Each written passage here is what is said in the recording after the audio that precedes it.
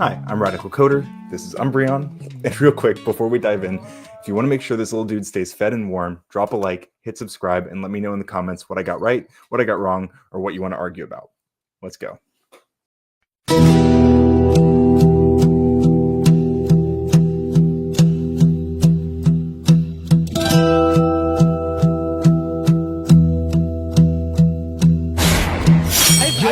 Generally, you said feminism is neutral. Here's what actually happened. The foundation of all knowledge. I'm really mad that what difference does it make, right? What Stop.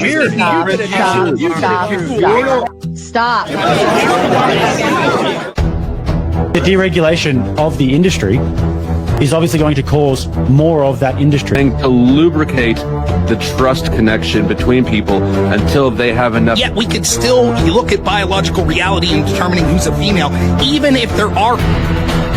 Why don't you denounce feminism the same way you're denouncing capitalism? If you don't... For something to be objective, it needs to be verifiable.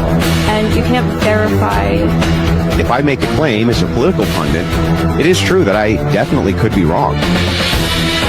That you're promoting, right? Ideology is the main thing in politics, right? This is my ideology.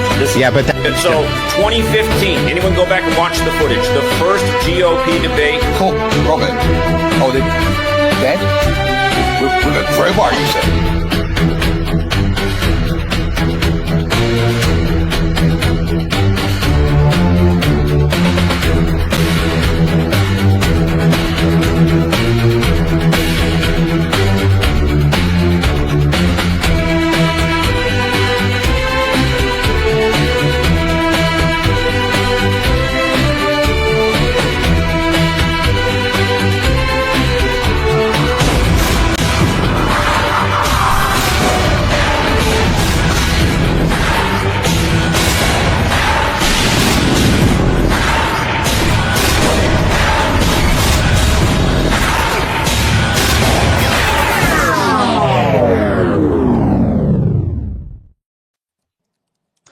And good evening, ladies and gentlemen. Welcome back. I am Sarah the Raging Tomato, bringing to you live another Moderator Monday.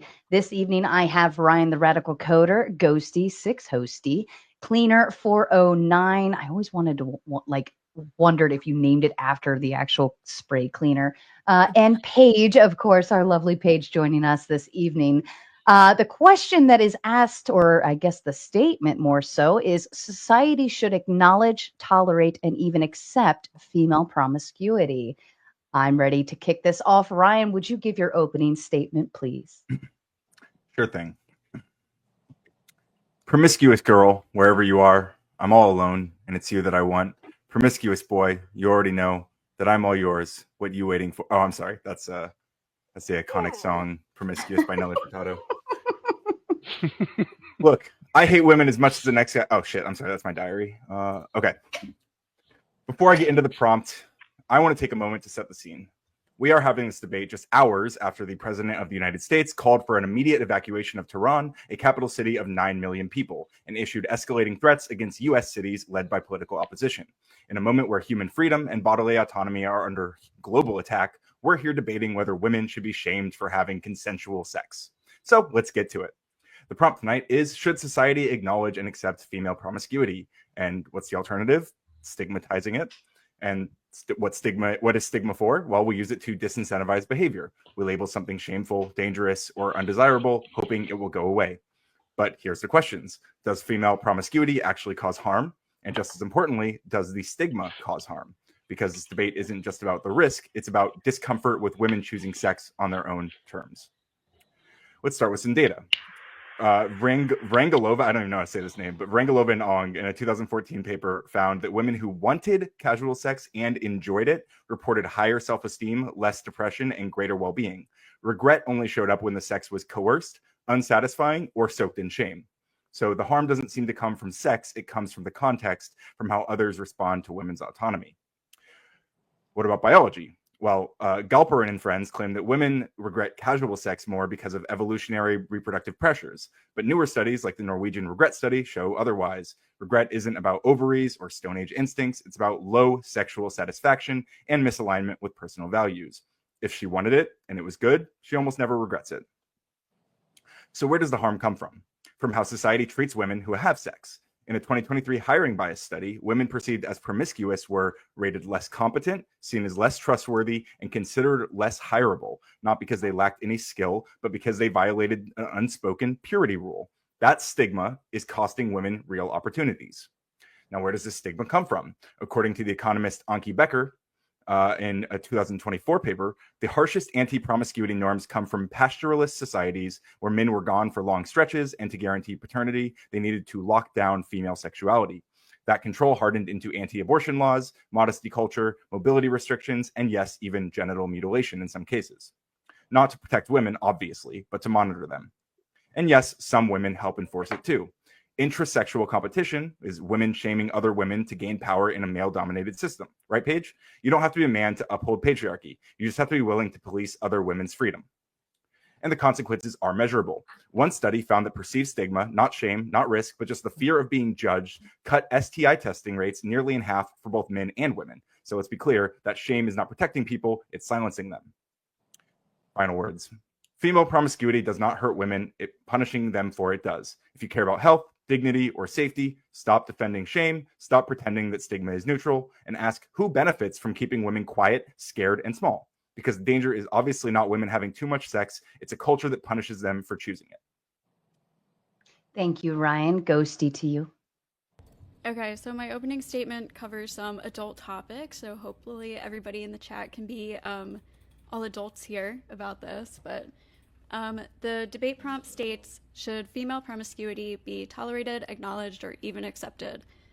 For decades, male promiscuity has been tolerated, acknowledged, and accepted, sometimes even infidelity, and sometimes even tolerated, acknowledged, and accepted by their own wives. I know many will argue, well, men and women are different. But when we look at divorce rates compared to how many sexual partners somebody has, male and female data is almost identical, only off by a percentage point or two. This data is often misused in this context to make a point that the more sexual partners someone has, the more likely they will end up in an unsatisfactory marriage or divorce. But the same data disproves this. Women who had 2 sexual partners before marrying have higher divorce rates than women with 3 to 9 sexual partners. And in the 80s and 90s, women with 2 partners had higher divorce rates than women with 10 or more partners. This disproves that the amount of sexual partners correlates to divorce rates. Plus, even if we ignore the 2-partner data, none of this research shows that the amount of sexual partners is the causal factor for divorce rates. There are many better explanations for this data, including religion, personality types, childhood environmental factors, and much more. Shaming or slut-shaming does not prevent women from being promiscuous. Although shaming can be useful in some instances, it is rarely a preventative. People usually just end up hiding these things or being untruthful about them. We can shame drug addicts all we want, but that doesn't stop them from doing drugs. It only causes addicts who need help to continue to hide and lie about their addiction. This is the same for female promiscuity.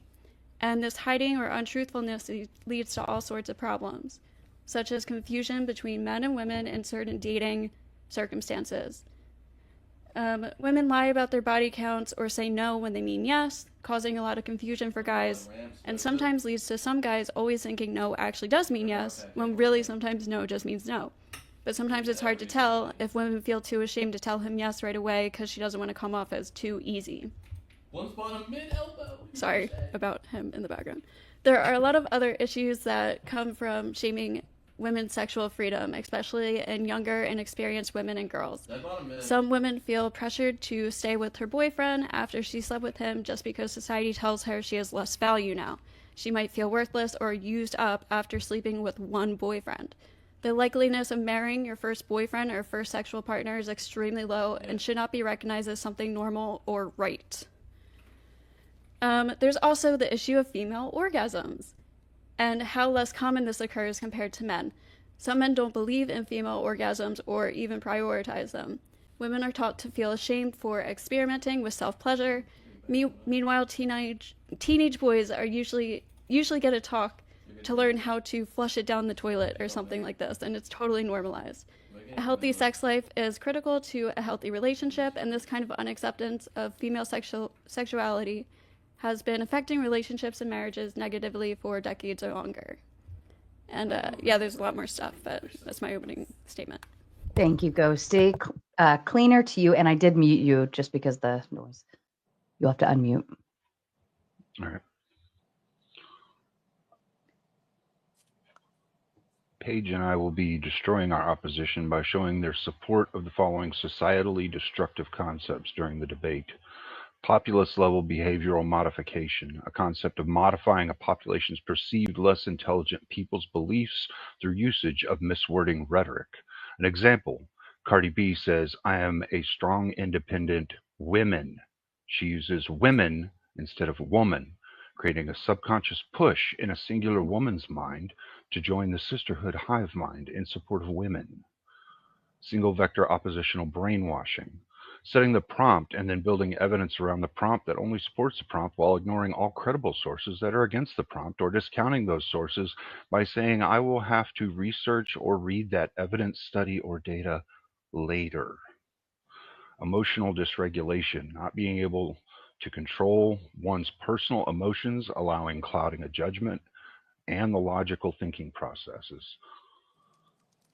Salvation whitewash concept, and this is the most important one for this debate, believing that through forcing a population to accept a worldview that does not shame or demonize a negative behavior, you can manipulate the populace into performatively accepting a world that is less restrictive on negative behaviors, increasing your personal acceptance and status by that populace.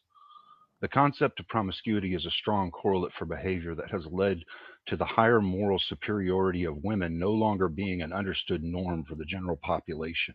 An example of this is women in the past being able to voice concerns in various ways to get specific pubs or bars shut down temporarily or permanently because they were morally destructive for the community. Nowadays, if a woman or a group of women voices a moral concern, the vast population laughs at the women and does not take them seriously.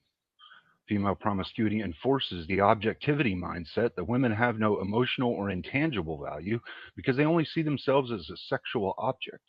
This is a concept that higher moral women fought against for a very long portion of human history and has only recently become a concept that small portions of socially popular women have adopted and pushed on others. In the past, women used to be the prize in the mind of the man because she was a good woman. Women engaging in men's most demonized and negative behaviors has created a society that views women as not the prize in men's minds anymore and equal to the most disgusting and degenerate of men in society, thus making women generally seen as less than human and only a sex object.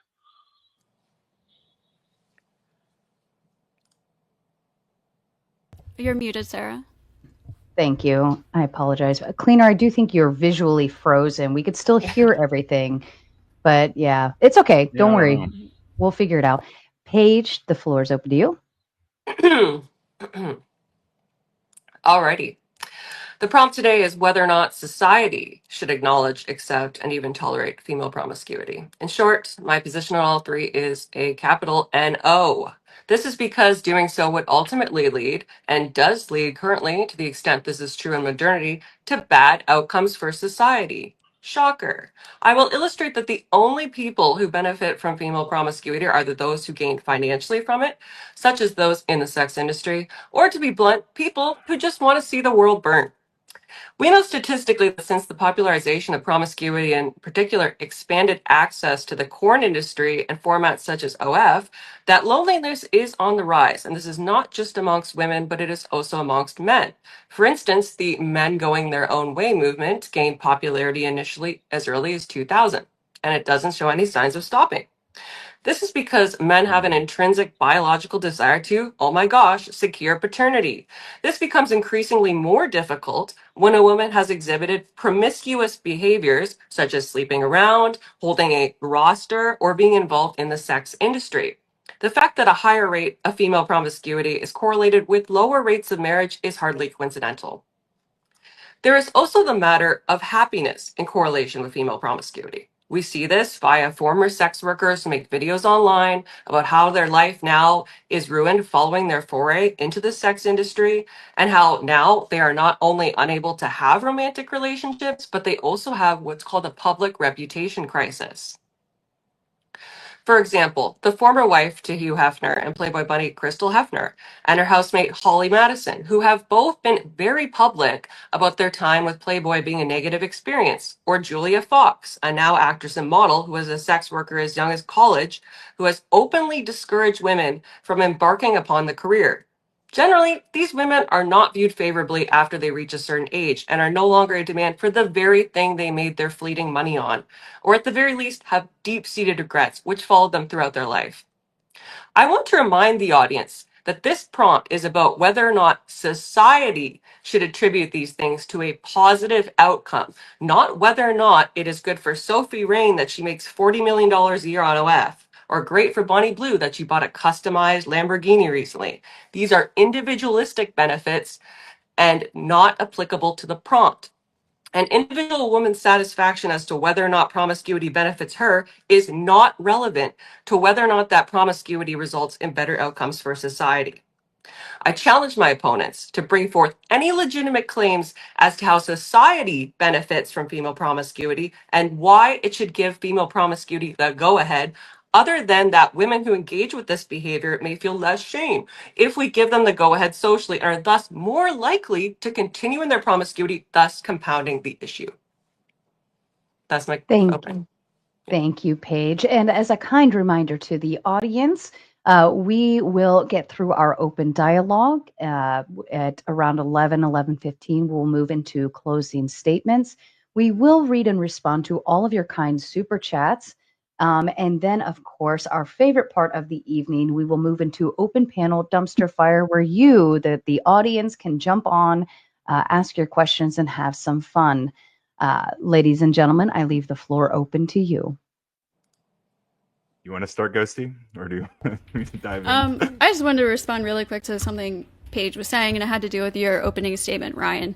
The reason that these sex workers, the majority reason for why the sex workers say they end up regretting it or they're unhappy in life is because of the unacceptance and intolerance of female promiscuity in society. So there's a lot of people who just judge them, shame them, call them names, all this shit, and they have to live with that for their life because of the unacceptance. So it's not because it's not the actual sex work that's making them unhappy.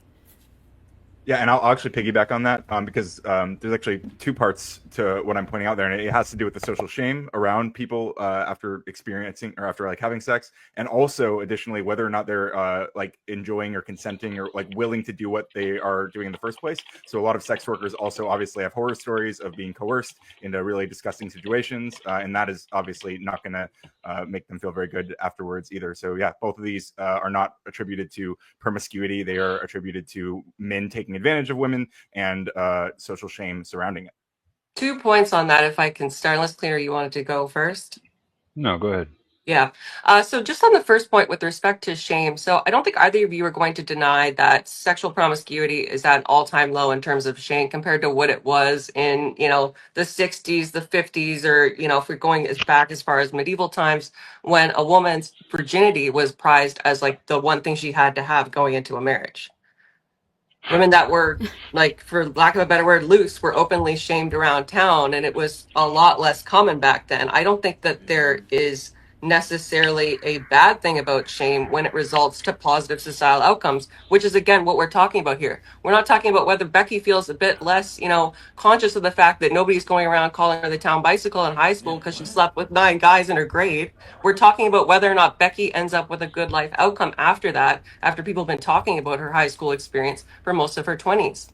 And with respect to the point of exploitation, I think the encouragement of this industry just adds to that more. We know that specifically human TRAFFICKING is directly related to the corn industry. This is something that popularizing it and allowing for more avenues to it does actually result in an increase. I don't see how it could not. It's just a statistical point. So that would be my position on those two. And I'm welcome to hear counters, but Cleaner, you might have something to say on it, right? Yeah, I'm a little curious if you two are familiar with Layla Micklethwait. Do you know who that is? You know who she is? Nope. No.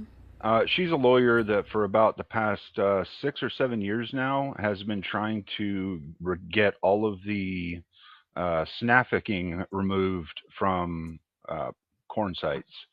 And the highest one that she's been trying to get it removed from was Pornhub. So they've lost over 97% of their content because 97% of their content was found to be illegal.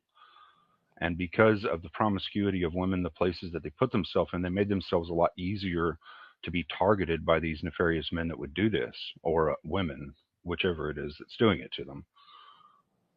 And just to add on that really quick too, in terms of the benefit, the net benefit to women that are engaging in OF, like a lot of these creators are not Sophie Rain or Bonnie Blue. They're people that literally have like $500 a month, and those photos, those videos are out there forever.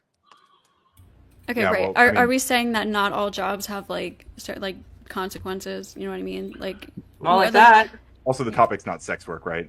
It's about promiscuity generally. True, but like also working sometimes working in service work could be just as degrading as sex work, to be honest. Like it depends like if you enjoy what you're doing. Now if you're doing it just because you're in a hard spot and you really need money and you don't actually want to do sex work, that's a different situation. But if you're actually doing it because you enjoy it, maybe you don't make $6,000 a month or something, but you make an average living, I don't think there's anything wrong with that.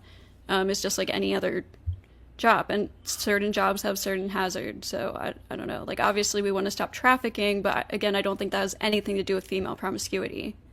What if every woman you said there's a huge amount, you sound like you said there's a huge amount of content that's been removed, so it sounds like we're moving in the right direction, getting rid of a lot of the content that people didn't consent to being posted. Sounds like processes are starting to be in place, so more people are protected. That's a good thing, right? Right, because there's a massive pushback against the promiscuous behavior, the porn industry and promiscuous behavior in general. There's pushback against illegal trafficking behavior. That's the pushback. No, yeah, that's and I don't not think the it's only I think it's pushback. like feminists and stuff who are I mean, you can make an assumption because you probably Yeah. haven't read any of the articles that we've read or done any of the research we've done. That just leads back to what I was talking about earlier, which is your confirmation bias. You're only going to look up data that has to do specifically with your side of things. You're not going to look up. I looked up I looked up opposing research data on both sides so that Me I too. try and have an understanding of what it is that you would be talking about and whether or not you would have any good points. Yeah, I searched kind of neutrally, and it just seems like it leaned towards what I'm saying here, like almost overwhelmingly, I would argue. I looked up opposing data as well, and yeah, there just wasn't a lot to back it up. It like when we're talking about the marriage rates, like there might be a correlation, but again, because of the women who had two partners before marrying is higher anyways, that like there really isn't a correlation. But even if you ignore that, that's not a causal factor. Correlation does not always equal causal, and there's none of the research proves that having more sexual partners leads to not being able to pair bond or higher, like that's the cause for the higher divorce rates. It's usually a personality type issue or religion usually keeps people together. That's why you see like virgin marriages staying together more than anybody else. I understand the concept you're talking about, and I wouldn't even say that like when we're talking about social concepts, all right, there's two different sides of society that are created, all right. Generally speaking, men create like the infrastructure and whatnot. Women create the social norms, the things that create society, bring happiness to people, fulfillment to lives outside of just building shit, which is what men generally do. We're very fact driven. Women build the societal side. When women, I feel like men are often in positions of leadership, right? So generally, they're like way more often than women. Yeah, that's a part of the building stuff, right? and construction side of things, though, Ryan. I just feel like that's way overgeneralized to the point where when you say building and I'm saying a generalization, not saying there aren't exceptions to the rule. No, but it's not even that it's exceptions. But it's overgeneralized to the point where it doesn't map on reality. Here, what a lot of people and even feminists have misunderstood here, all right, men have preferences. Generally speaking, the vast majority of men don't want a woman that's been promiscuous, or they don't want to know she's been promiscuous. They don't want to think about it because there's a concept of jealousy that happens within a man. All right, we can create our own type of internal dialogue, monologue, video log of what's gone on in a woman's past when she starts telling us shit that we don't want to fucking know. Okay, so seeing women that are doing this kind of thing, running around doing this kind of stuff, doesn't necessarily reinforce that for the male side. For the female side, it makes you feel more like you're in your sexuality, which you may view as a good thing, but it isn't necessarily making you viewed more as a sexual object instead of a woman who has feelings, thoughts, emotions, values that are intangible. That's Ghosty, you said that we don't have any stats. That is you objectifying women. She's not objectifying herself. That is what you are when you're doing. putting yourself out there as a sexual object, you are. She's not putting herself out there as a objectifying sexual yourself. object. She's having sex because she wants to have sex. You That's are literally objecting. what she's doing, is putting herself out. How is it anything? How is she not a sexual object? Because I don't understand it. You don't see the So logic when you behind have that. sex, you have sex. When you have sex with somebody, if you have sex with somebody, you just think of that person as a sexual object. Is that how you view people when you have sex? Well, yeah, I'm a man. If I'm just having sex with a woman for one night, I'm also a man. I mean, she's just a woman for a night. Yeah, you want the truth? Even you want to when I hear the only- truth, even or when do I've you want me only to hooked up with, like, sugarcoat once, some I bullshit don't for feel you? that way. Well, I mean, again, I just don't this feel is that way at this all. is Men you. and women operate differently, and this is the thing that you guys aren't understanding. No, I do And I understand, operate but very my different than point you. is that this is you specifically, because not all men do this. This is you specifically objectifying the woman. She's not objectifying herself. She's having sex because she wants to have sex. You're just an asshole who's looking at her as an object, and she doesn't give a fuck. Performatively So- prove to you that all men have an understanding of this concept, and all men have, to some degree, a thought of this concept. There are two types of women in the world that men know about: Friday night girls and relationship girls. Okay, and I have a- Have you never heard anything close to that? Of course I have. Women have relationships and women have casual It's a sex. What is generally your understood point? concept by men. Do you know why this concept is there? This concept is there because you have two types of women. Women who are loyal because they have a lower body count. They've actually stayed in relationships longer, or they're on their first relationship with you. They've proven their loyalty. Okay, I'm not so you in can look sixth at their grade. behavior from their I don't know why you past. keep repeating the same thing. Like we Why is the understand trope what of you're talking Madonna and the about. whore so old? Why has this been a trope that's been portrayed throughout society forever? Is it because it's just We're killing the completely tropes false? now? I don't know that trope, so. Oh, okay. Well, I guess you didn't take history as much as I did. But anyway, you asked for statistics based on marriage correlation to promiscuity. I actually do have one. The study is called "Does a Longer Sexual Resume Affect Marriage Rates?" and it's by Nicholas H. Wolfinger at University of Utah and Samuel L. Perry of the University Yeah, of I read Oklahoma. that one. Yeah, great. Well, then you know that it says that the women that report more sex partners are less likely to get married. So what would be, let me just put it to you this way. What would be the It's a harm Mormon if they school, didn't so- do OF, if they weren't like whoring around, if they didn't have a party face, what would be the harm to society? What would be the harm if they did? I don't know, if they That all wasn't the engaged in question. it. Yeah, if they engage in That it, then wasn't it's the harm. question. That's very circular. There's like you It sounds didn't like give a a lot of this- reason. Yeah, Sounds like a lot of this should be framed as, like- was, hang on. why is Like, a lot of this promiscuity seems to be- good? Like, how can you Yeah. show us that promiscuity is a thing that we should accept within women in society? Because we're. Oh, sorry, you go ahead. Go ahead. No, I'm just saying it's. I don't think we have to prove that it's good. I think we would start from a position that it's neutral, and we generally accept things that are neutral, and then from there, if you present some harm, then we could talk about whether we should shame it. But I believe it's a neutral thing. No, you're on the affirmative. You're on the affirmative. Your job is to defend your viewpoint. We are asking you like understand. I am. concrete questions. So answer the Yeah, question. so our position is not to promote promiscuity, but our position is that if a woman wants to be promiscuous and sleep around, there's nothing wrong with that. She's not causing any harm. And even in your position to say that, oh, she's not going to get married, maybe she doesn't want to get married. Like, is that really harming? How much is that harming? So, I don't know. online. And plus, She's- plenty of promiscuous women do get married. I just, there is no harm. This is promoted even more. We know now online, these promiscuous lifestyles, especially when a woman is involved in OF. Young girls are seeing this. A classic example of this is the Bop House, which is literally an OF creator's house. There are women as young as 14 and 15 and 16 that will try out for this OF creator house on TikTok, doing their own specific Bop House audition. This is like, you can't tell Okay, me. those are minors. That's Exactly, like much that's the different from problem. an Years adult defending that. female. First of all, can we also define promiscuous? Like, what are you guys considering promiscuous? Like sleeping outside of marriage, having sex outside of marriage, sleeping with more than 3 people, like OnlyFans. What is your promiscuity level?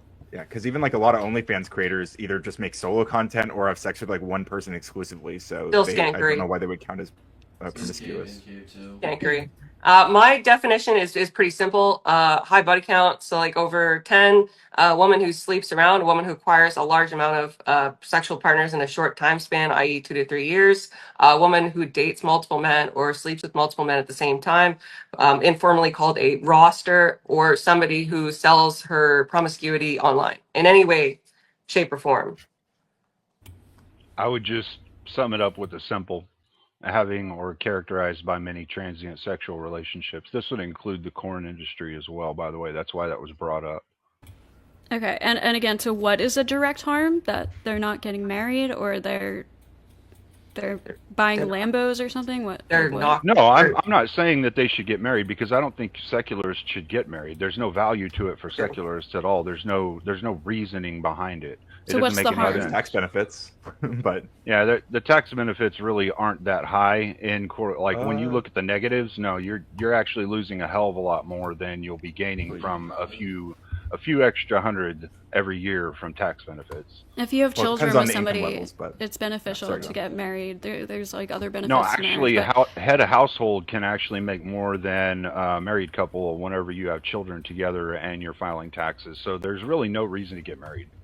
Okay, so what's the harm then? It depends on income levels, but yeah. If you don't even care that these women aren't getting married or leading to divorce rates, then what is the harm to society? The harm that's involved in 2 people having a mutually monogamous long-term relationship isn't there. Like there isn't a harm in that. That's 2 people having a long-term relationship. We're not saying that there's any harm in that. We're saying there's harm in this concept of promiscuous behavior in all women, and that we should accept it. What and is so I'm it? asking you, what is it? No, you didn't should be answer my question accepting about it? No, I'm sorry.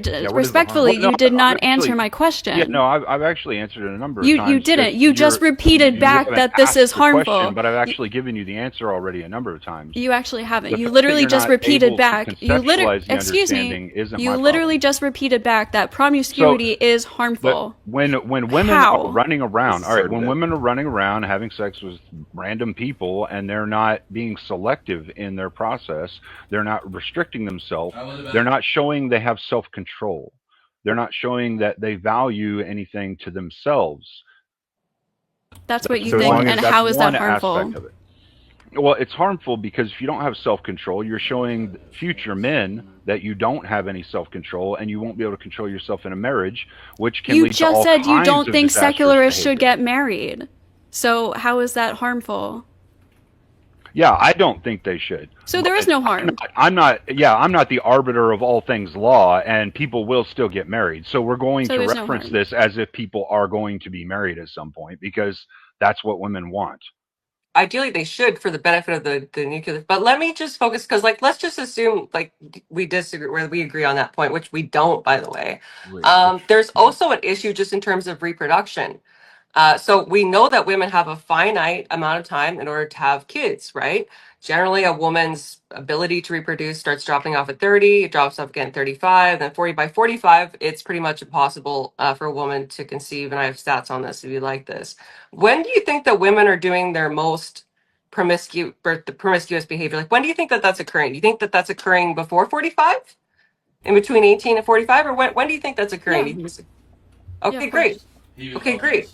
So while they're out there having their party phase or sleeping with a bunch of guys, or maybe they're on OF, unless there's a specific audience for that, they probably are not conceiving and continuing to do OF, then they're limiting their ability to reproduce.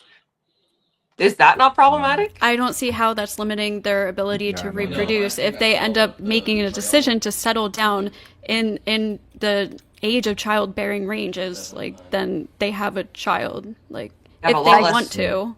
I do want to, like, definitionally, because I think Ghosty was tapping into it earlier. She was asking for the definition of, what a promiscuous woman is or was or whatever.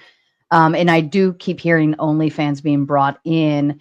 And I don't know if we can necessarily, if we include that into the situation or into the prompt, I think we need to make sure the definition of promiscuity is open to that, because I think there are some OnlyFans girls that don't even have partners, or might even be virgins, or it's or maybe it's like one partner that they're just utilizing the entire time. So if we're defining promiscuity, are we including OF girls? And if so, how does that definition broaden to that? I just want to make sure we stay within the scope. I suppose I would ask one question to clarify whether or not and what we would be including in the conversation. Mhm. Sarah, have you ever heard of sexting? Once or twice, yeah. Okay. Do you think that the two people that are engaging in sexting are in a sexual relationship? I think that can be pre or post. Yeah, like I mean, generally leads it up can to get one. pretty graphic in some of those. Well, I mean, even sexting could be something as it could be something as simple as like, what are you wearing, right?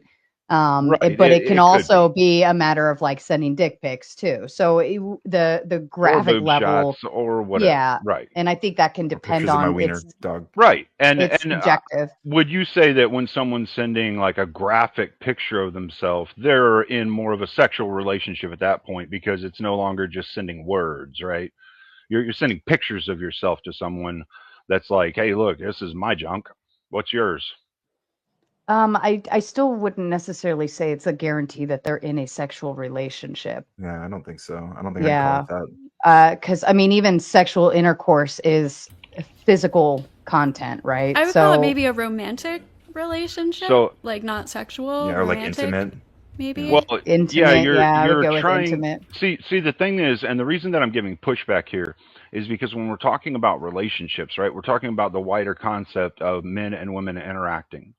All right, we're not just talking about like on the limited format of a man and a woman that want to get married, because obviously promiscuous behavior doesn't happen in like low body count women, or I mean, it doesn't normally happen. Granted, there's exceptions, but it doesn't normally happen in low body count women or virgins that get married, right? It happens in people who are engaging in hookup culture or the promiscuous lifestyle.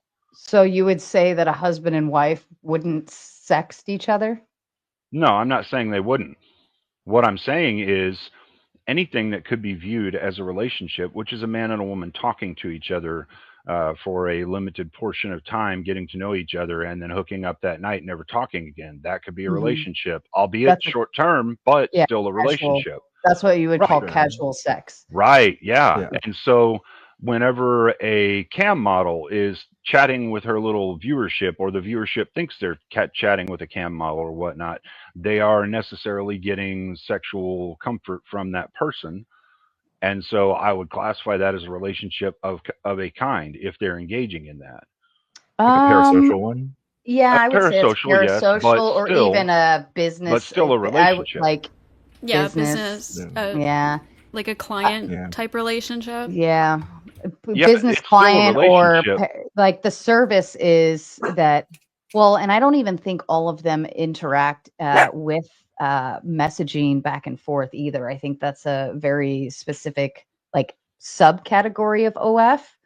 I don't know. Whereas They say they the do. cam, we've talked to a lot of them actually. I know I have, who actually don't interact that way. Some of them might do like live streams where they send questions and they interact and engage that way. But I haven't talked to one who specifically participates in the personal messaging, right?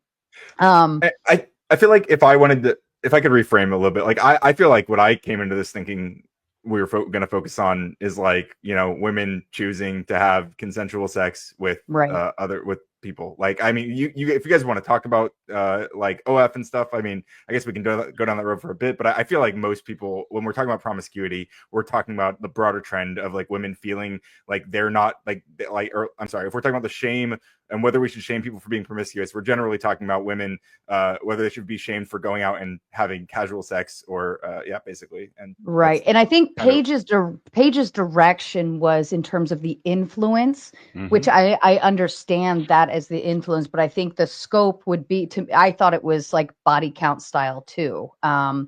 I look at OnlyFans girls specifically if they have like what is their name, Bonnie Blue, like that body count. You know what I mean?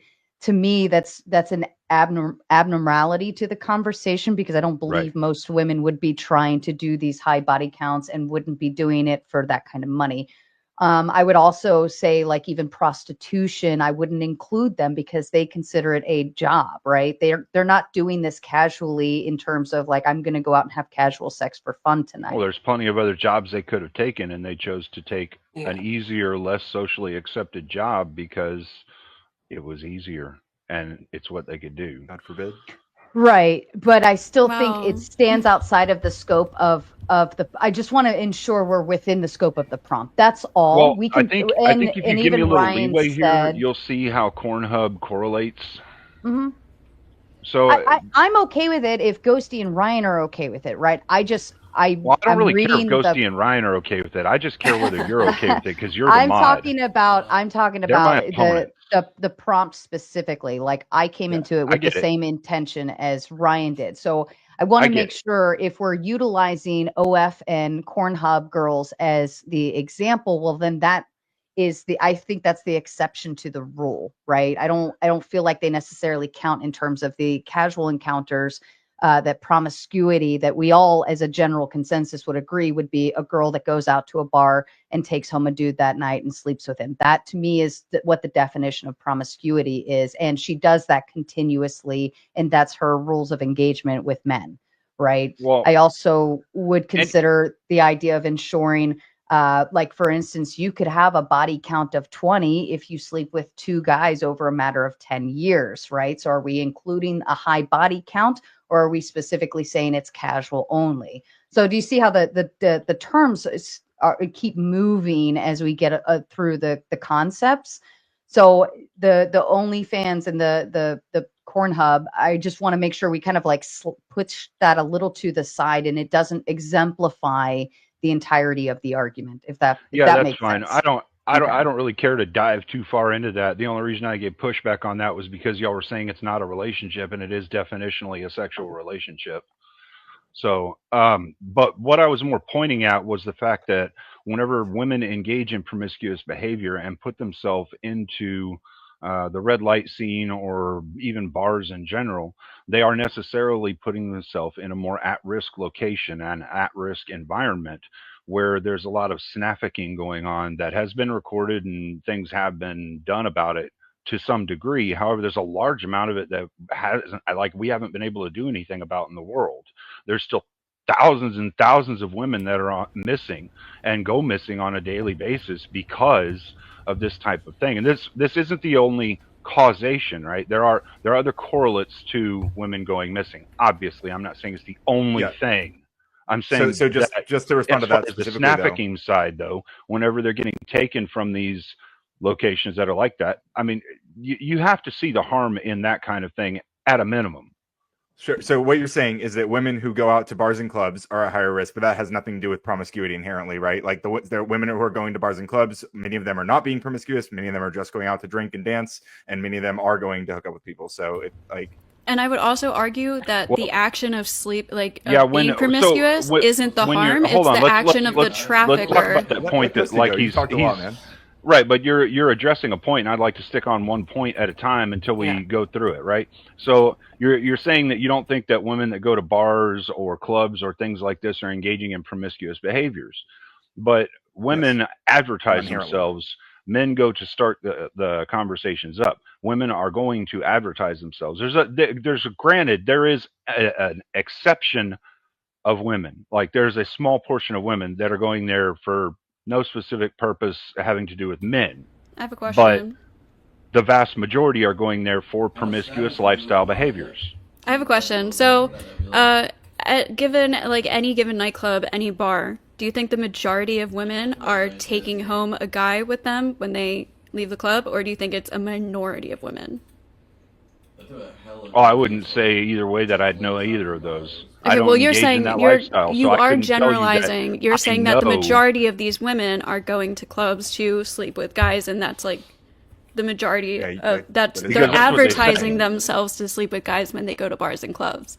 So that's what you just said. Because that's either what they're saying they're going there for through. But if the majority of them aren't doing or that, that's what then they're that's doing if whenever the majority they of them aren't doing go home that, with the guy. If the majority of them aren't going home with men, then that's just not the case.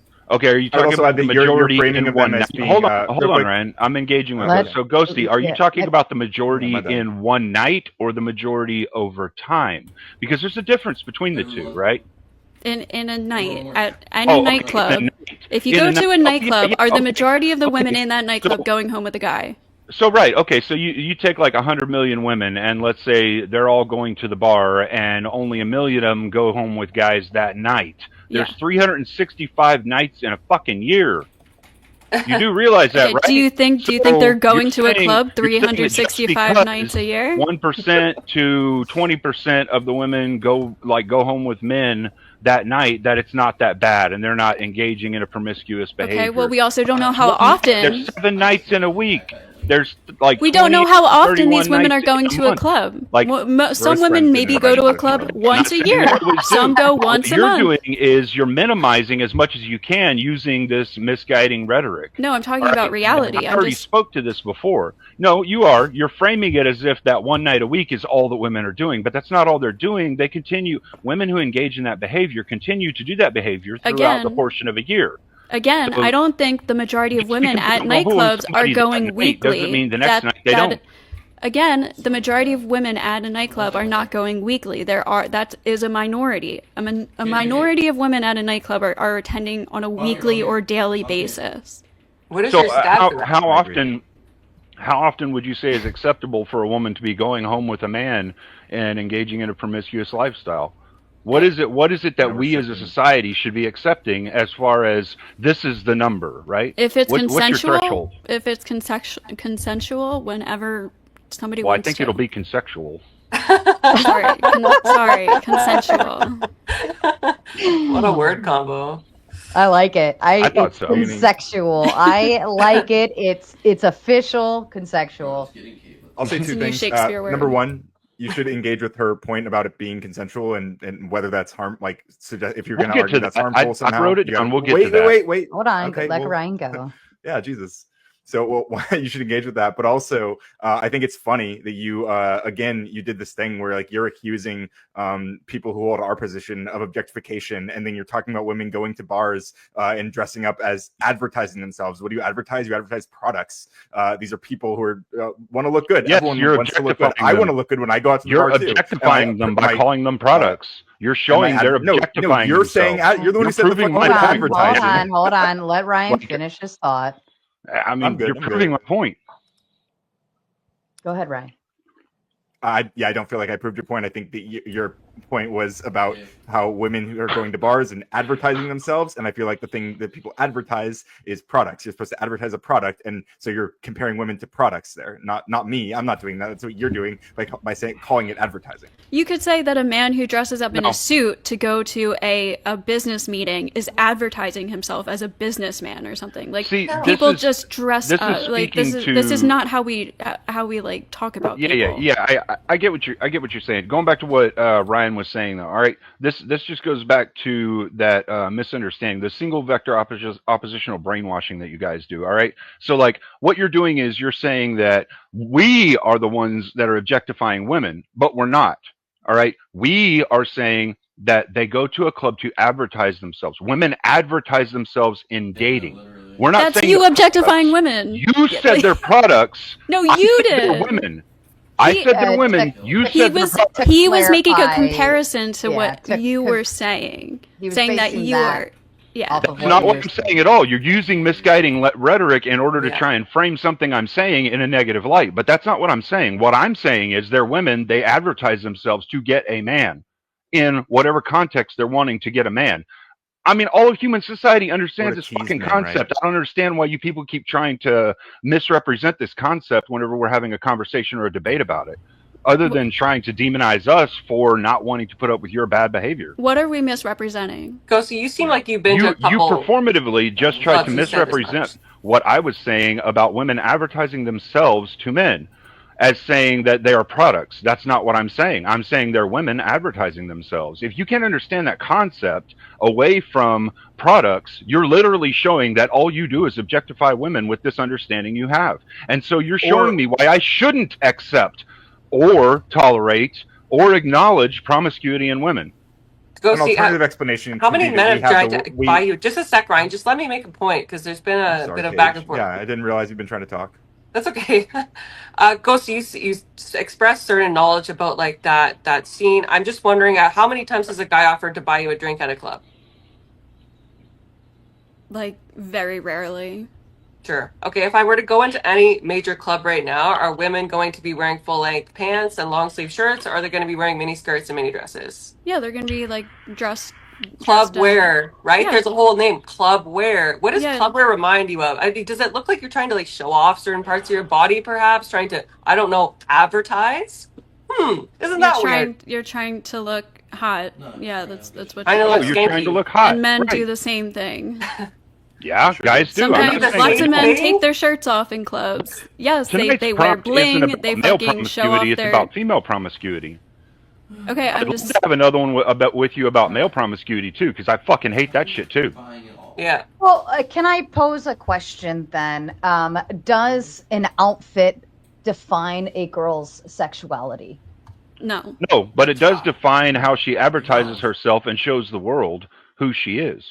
People, look, it's something that like women have tried to push this concept onto everyone in the world that like we should always look past a cover. But we don't.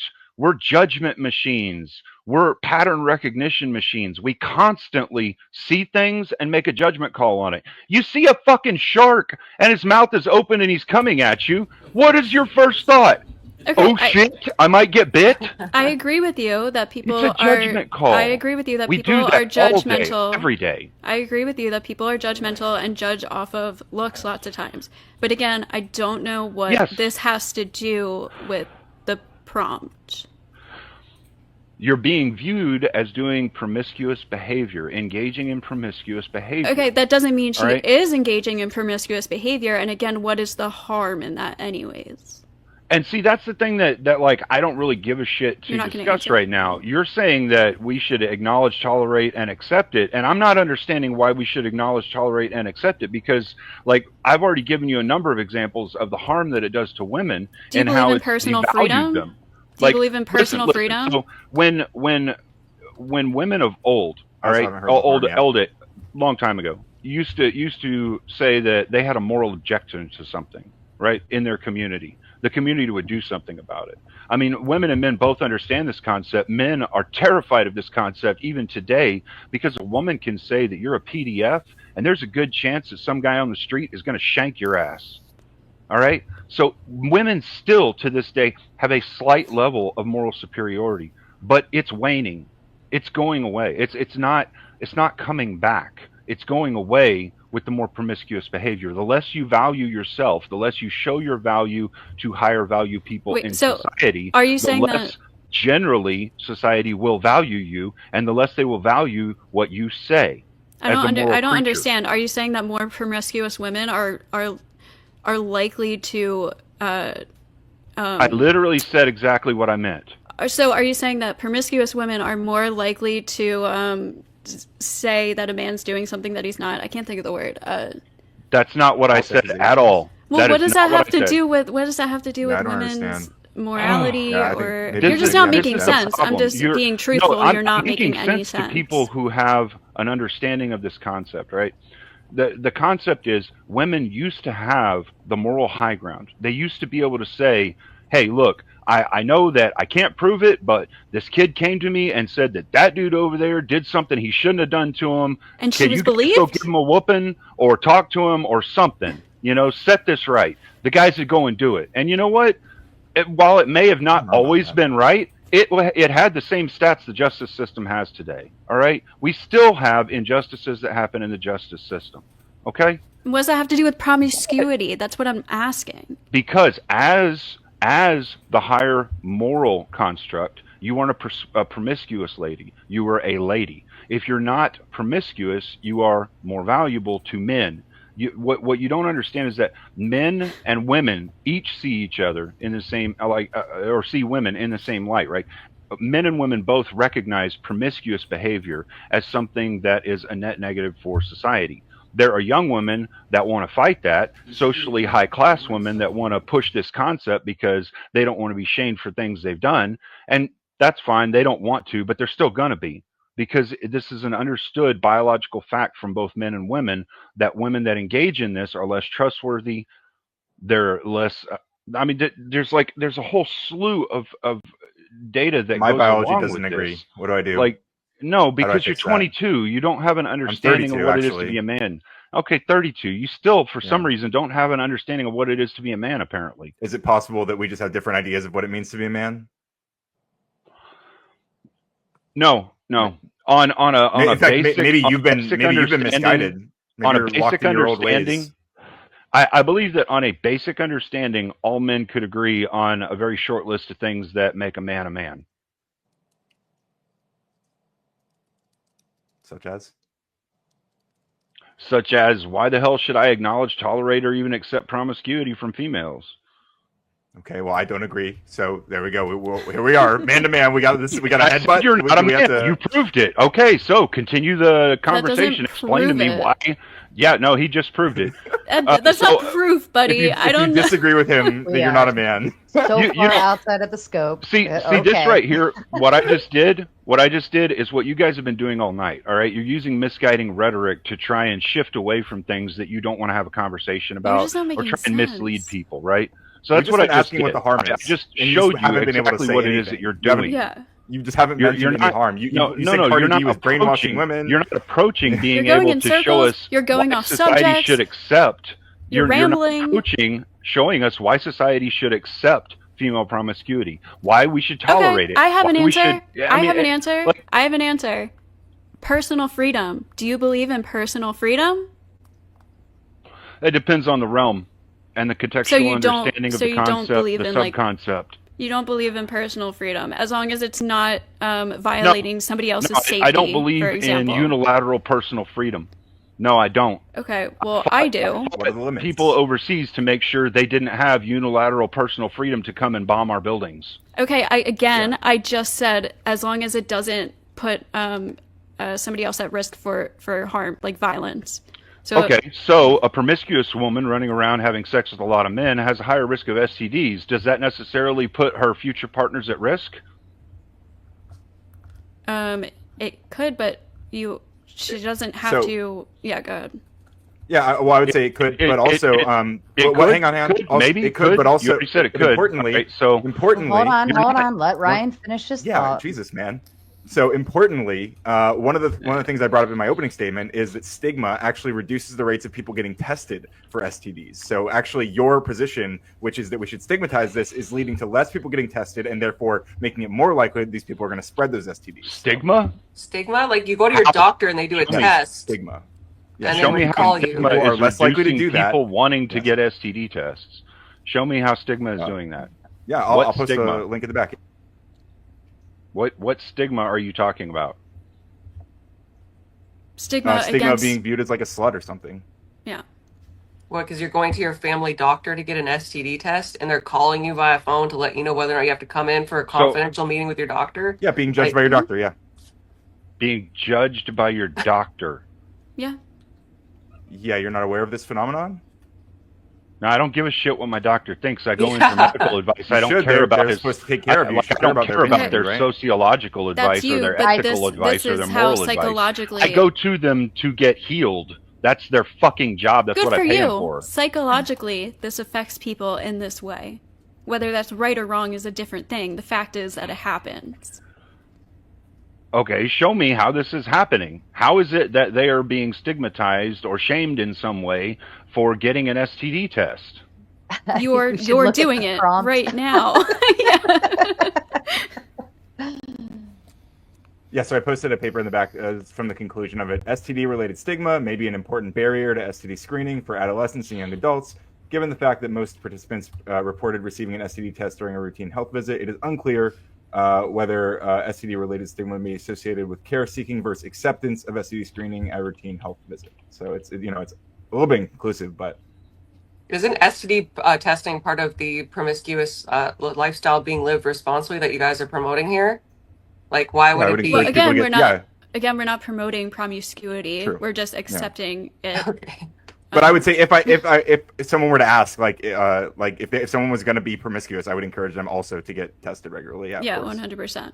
Right. So this is not a formatively. So being promiscuous has nothing to do with whether they get tested or not. It right? doesn't list the methodology in which they did this study. It doesn't list no. It doesn't have cited references. It literally has. There's literally a methodology section. No. It explains what they perceived as their methodology. That's not a methodology. The methodology they're using is an explanation of them going and getting a number of people and doing this X thing and that and that and that. They're not explaining They're not explaining the general concept of the methodology that they're using. What they're doing is just giving you a bunch of word salad bullshit that doesn't actually tell you what it is that they're doing. Wait, just because you don't understand what they're telling you doesn't mean it's just bullshit, right? No, this is actually word salad bullshit. This is called filler text. When studies are done, what they'll do is they'll give you a methodology saying we use this methodology to conduct this study. Below are how we correlated the data from X, Y, Z, whatever bullshit, right? Yeah, they'll have like a section that says procedures, a section that says measures, a section that says statistical analyses, like this one does. Methodology has nothing to do with the methodology of it. Like this, I'm just this is explaining. This is explaining. Yeah, feel free to. This is explaining a whole bunch of word salad bullshit about what they did for their study, but it's not explaining all of their cited references that they have and whether or not each and every one of those data sets. Oh, this isn't a meta study. This is a singular study taking only Fafner data or Fafian data from sources. Okay, I understand. At this point, we can either just accept the study or reject it. I don't know if we want to waste our time arguing either way, like if we want to talk about STDs, and I would say STDs are harmful, right? But that doesn't mean that you can be promiscuous responsibly. So you can get tested, you can use protection. I would never say that being promiscuous, if you're being promiscuous, be responsible about it. But again, this doesn't have to do with promiscuity itself. I'd like to bring up another point too. If individuals were not, oh, sorry, Cleaner. No, go ahead. I don't see how it's not. That's all. Yeah, and also I'd like to point out the fact that if individuals were not promiscuous, then they wouldn't be needing to expose them to the stigma of an STD test. For instance, if two people are virgins and they get married together, right? They're not going to need consistent STD screening, ergo no stigma, ergo again societal good. Neither of you have demonstrated that there is a societal good to female promiscuity. I've not heard that yet. So it's not the prompt. The prompt is to accept it. Right. Well, that means tolerating it. Yeah, that means saying that it's okay. The thing is, though, we have to be able to approach neutrality on it, and as it is currently, it is at neutrality. Listen. All right. So what you're saying is we should acknowledge, tolerate, and accept female promiscuity. All right. That would say that it would be a neutral or a positive.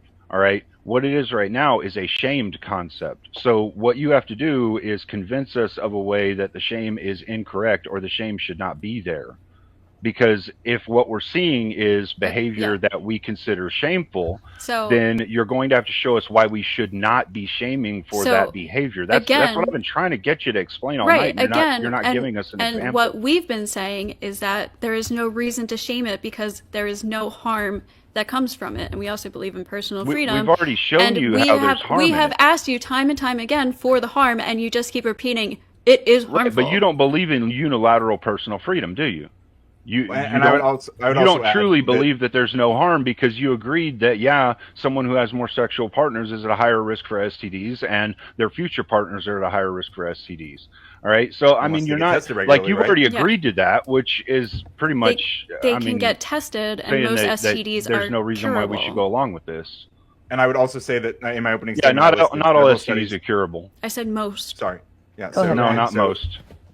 Yeah, I was also about saying half in of them. my opening statement, I also mentioned several studies that talk about explicitly how the shame, the stuff that you guys are suggesting we should be doing, is actually the thing that causes harm in quote unquote promiscuous women. That usually the regret that is associated with sexual experiences is either from bad sex or from the social shame around having had sex.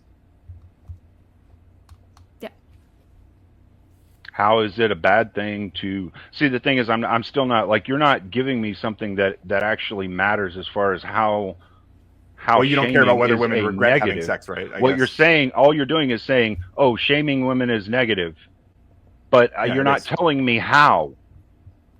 You're not It telling me how it increases- harms them. It makes them more likely to regret sex they have.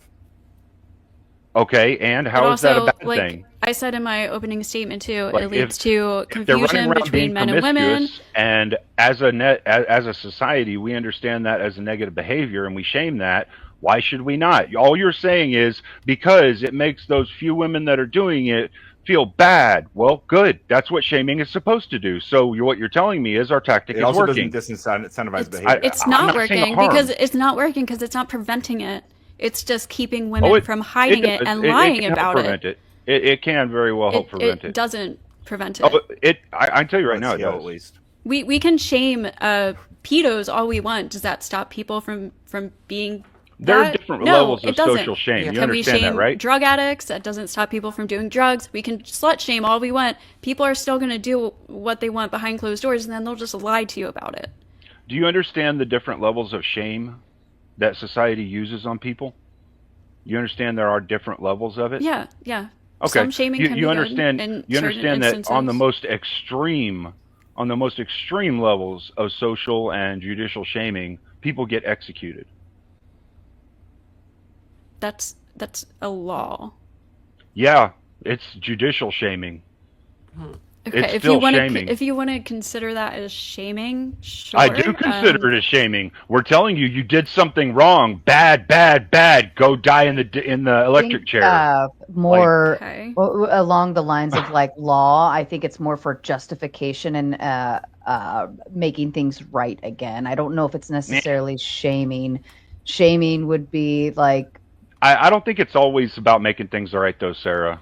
And even I think the law. Okay, Paige, I feel like you should be singing against that thought process too. I think the law is built in for justification between the people. If you went against somebody's, rights that they have, and you took something away from them, it's a ramification and it's a justification.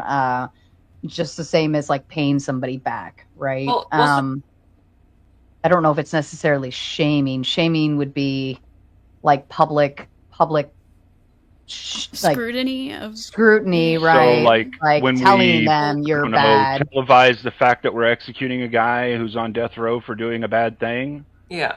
We're literally shaming him in society. It's been proven that like the death penalty and stuff doesn't even prevent crime anyways. So like these aren't even What we're doing preventative. is shaming people for this behavior, And that the doesn't shaming work. does make people understand that is a bad behavior. What we're and yes, telling it you does is work. it doesn't work. It's not a preventative measure. People, All it does is make understanding people that they will hide go to jail doing for doing these bad things.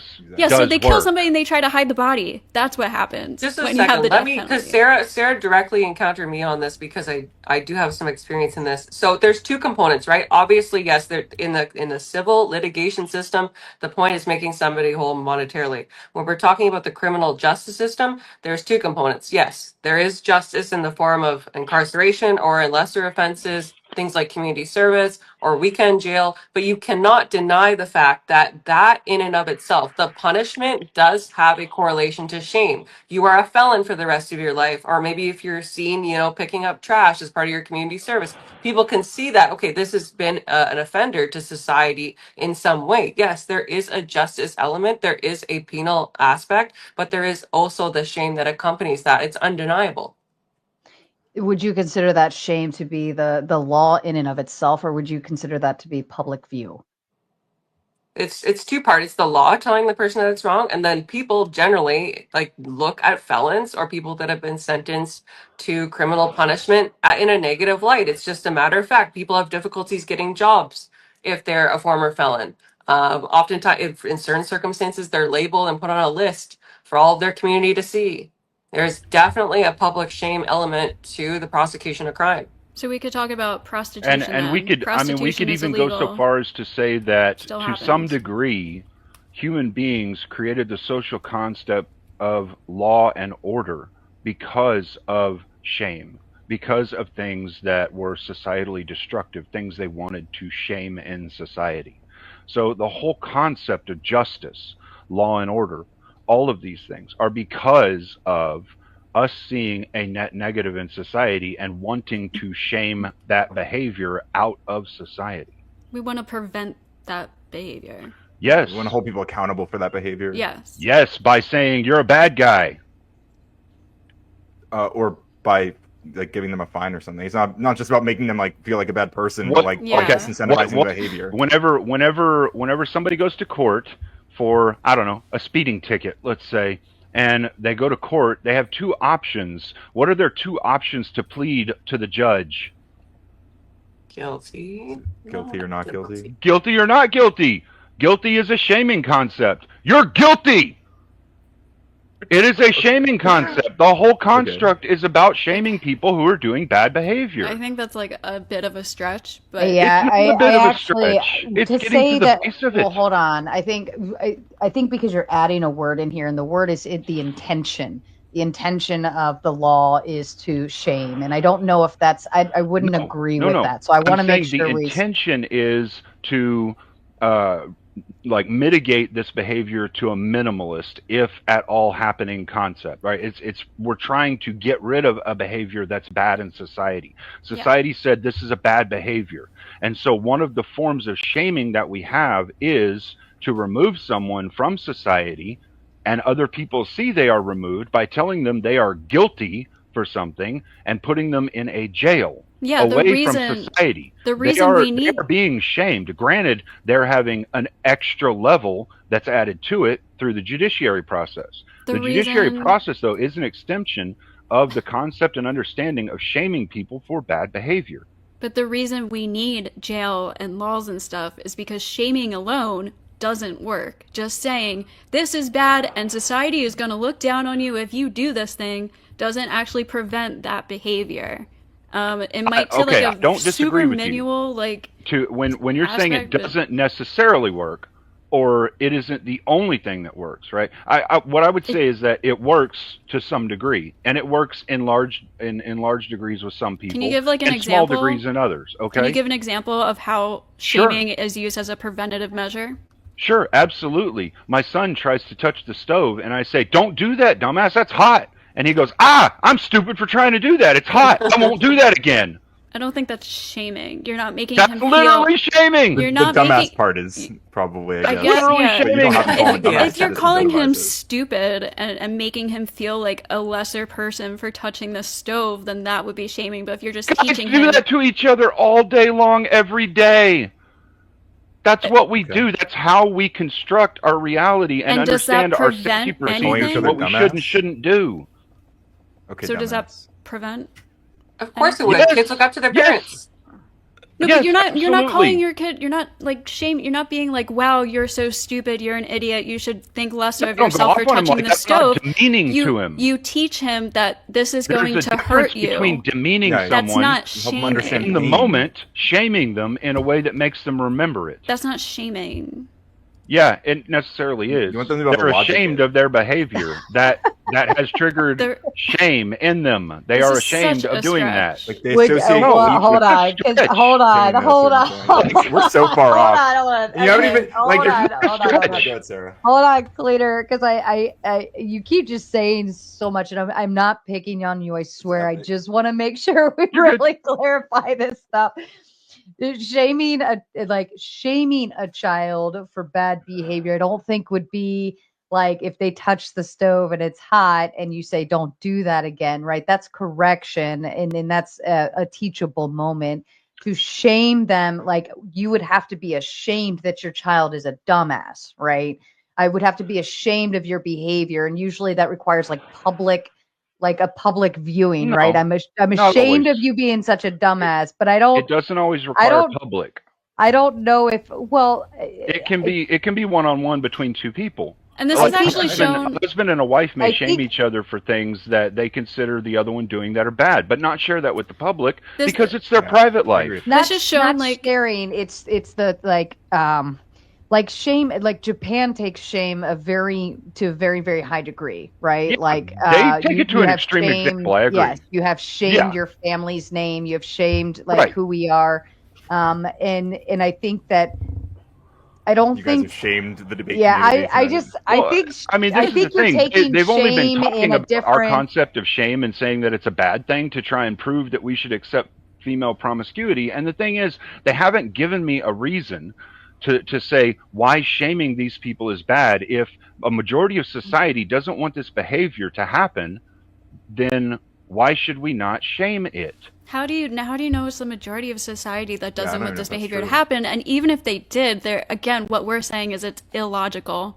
There is no actual logical reason to shame these people for having consensual sex.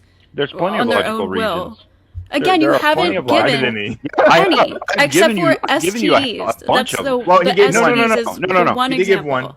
You argued that there are men who would be less likely to want them, right? Women look at men's futures. They look at what men can do for the future. Men look at what women have done in the past to judge what their behavior will be in the future. All right, this is performatively correct. This is what, generally speaking, most men and most women do. All right, we look at what your past was, and we say, oh well, she was never loyal to someone, so I don't see that she's going to be a loyal person. That's one of the things that men value most from a woman is loyalty. Promiscuity doesn't loyalty have and promiscuity or not. Yeah, that doesn't have to do with loyalty unless you're cheating. And maybe they are, maybe they aren't. Okay, well, cheating would insinuate disloyalty, them being but being promiscuous does not. They would be, cheating would be being promiscuous when you're in a relationship with somebody and you're saying you're committed and you won't cheat on them. All right, I would even agree that that's probably not as large a portion of the population as social media has made it out to be.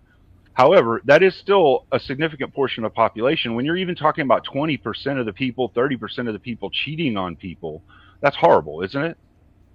Yeah, of course. Well, shouldn't cheat on each other. I agree. Okay, so those people shouldn't be behaving in promiscuous behavior. So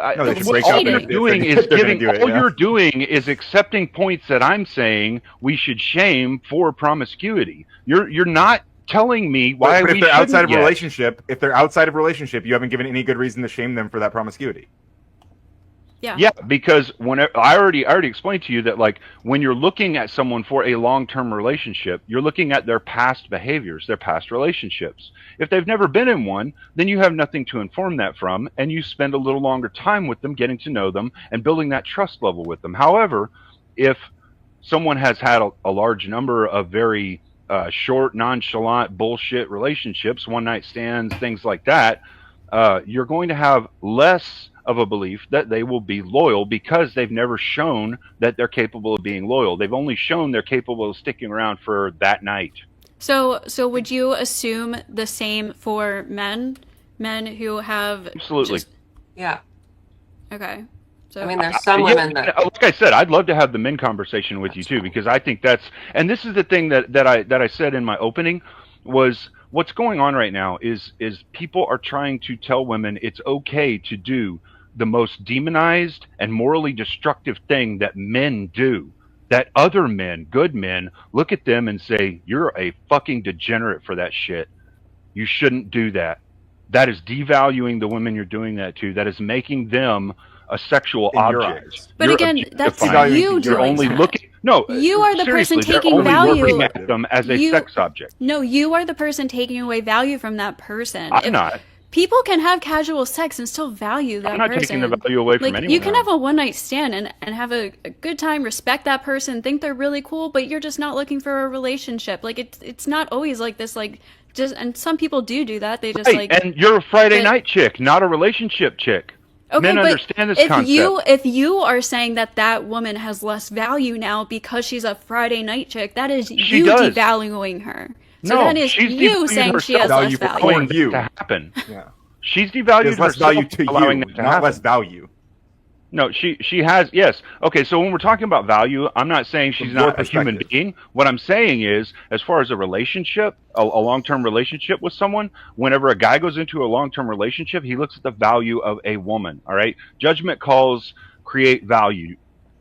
We can't get around that. That's just performatively correct, all right? Whenever we go through and we start judging things, okay? We start saying, okay, this behavior is good, this behavior is bad, this behavior is good. That creates a value of good and bad. It values someone. It literally values them as being good or bad. Okay. Higher value because of more good things, less value because of more bad things. Would you say that different people value different things? Yes, I about would. each other? I absolutely would say that different people value different things. However, generally feels speaking, free to have casual the vast sex majority of men that are looking for relationships value three things that are pretty much the same across the board. We want loyalty, we want respect, and we want a nurturing woman. A woman that will raise our what children does that if have we to have do with children with them. promiscuity? Because generally women that are promiscuous are not offering those character traits. There's are you a lot of serious? things. Just a They're sec, not let me finish. showing them. Yeah, there's a lot that can Not while happen they're too during a being woman's promiscuous. promiscuous phase. Okay, she can get, like we've said, STDs. She can gain a very high body count. I don't know if either of you have like been living under a rock, but the conversation surrounding body count is very high, particularly when we're talking about online. And let's face it, online is where a lot of relationships occur. Sorry, Said that shit's astroturf. that's your personal opinion. What, yeah, I what mean, do you like, mean? Again, but what does people what does love to set up debates about it? You're going to use another misguiding rhetorical command there on a day-to-day basis. What I don't does think when a having- people. Sorry, real quick. I just think when most people are like meeting people in real life, and this is as someone a grass toucher myself, I think most people when they meet other human beings in real life, and if they're interested in them, they're not really they're not explicitly focused on like, oh, what's your body count? Like this isn't like a real thing that most people deal with. When you're going to enter into a very sexual relationship with them, you're not concerned about their sexual history. You don't think that that's telling. I didn't say that. No, I'm just saying the body count specifically is the thing that people are less concerned with. But answer the question. Okay, is that something that you would consider to be an evaluation of risk when you're approaching a partner to have a sexual relationship with? Yes or no? If they don't have any STIs and STDs, then they don't like have a history of cheating on partners and stuff, then I don't really care. So their sexual contact does matter to some degree to you because you want to know if they have STIs or STDs. Those things are separate. Is what I'm no, they're telling you. not Those are separate from things. sex. You have to have sex to get them. So if you ask them if they have anything like that, you are necessarily asking them if they are not a virgin. You can also get an STD from sleeping with one person. So like Right, I didn't say you couldn't. I just said again, this has nothing to do with promiscuity. If they are not a virgin. This has nothing to do with promiscuity. Like, and what I was pushing back on what I was pushing back on is you guys were saying that women who are promiscuous don't have the qualities of being nurturing, loyal, and the other one. No, I didn't say they don't have those qualities. You're using misguiding language again. You literally said using that. misguiding language. I didn't say and that. Paige They're agreed. not showing it. They're not showing they have those qualities. You're using misguiding language. Paige, you literally said promiscuous women tend not to have those qualities. That is exactly what you said. Tend not to have those. Didn't say always. Yeah. I'm not saying you said always, but again, what is the link to promiscuity and not being nurturing, not being loyal, and whatever the third thing you named was that you want in a woman? It generally does not result in those character traits. If you're having going a high around body count means you're not nurturing. If you're more sexually promiscuous, generally you're less able to. There's things like pair bonding. That's not a real thing. There's nothing to back that up. Ghosty.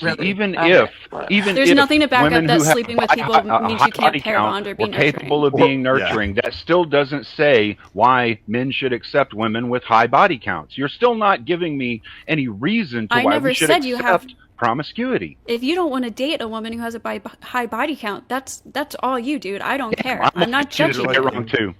But you also don't have to shame a woman who wants to have sex. You don't have to date her, but you don't have to shame her either. There's literally no use for it.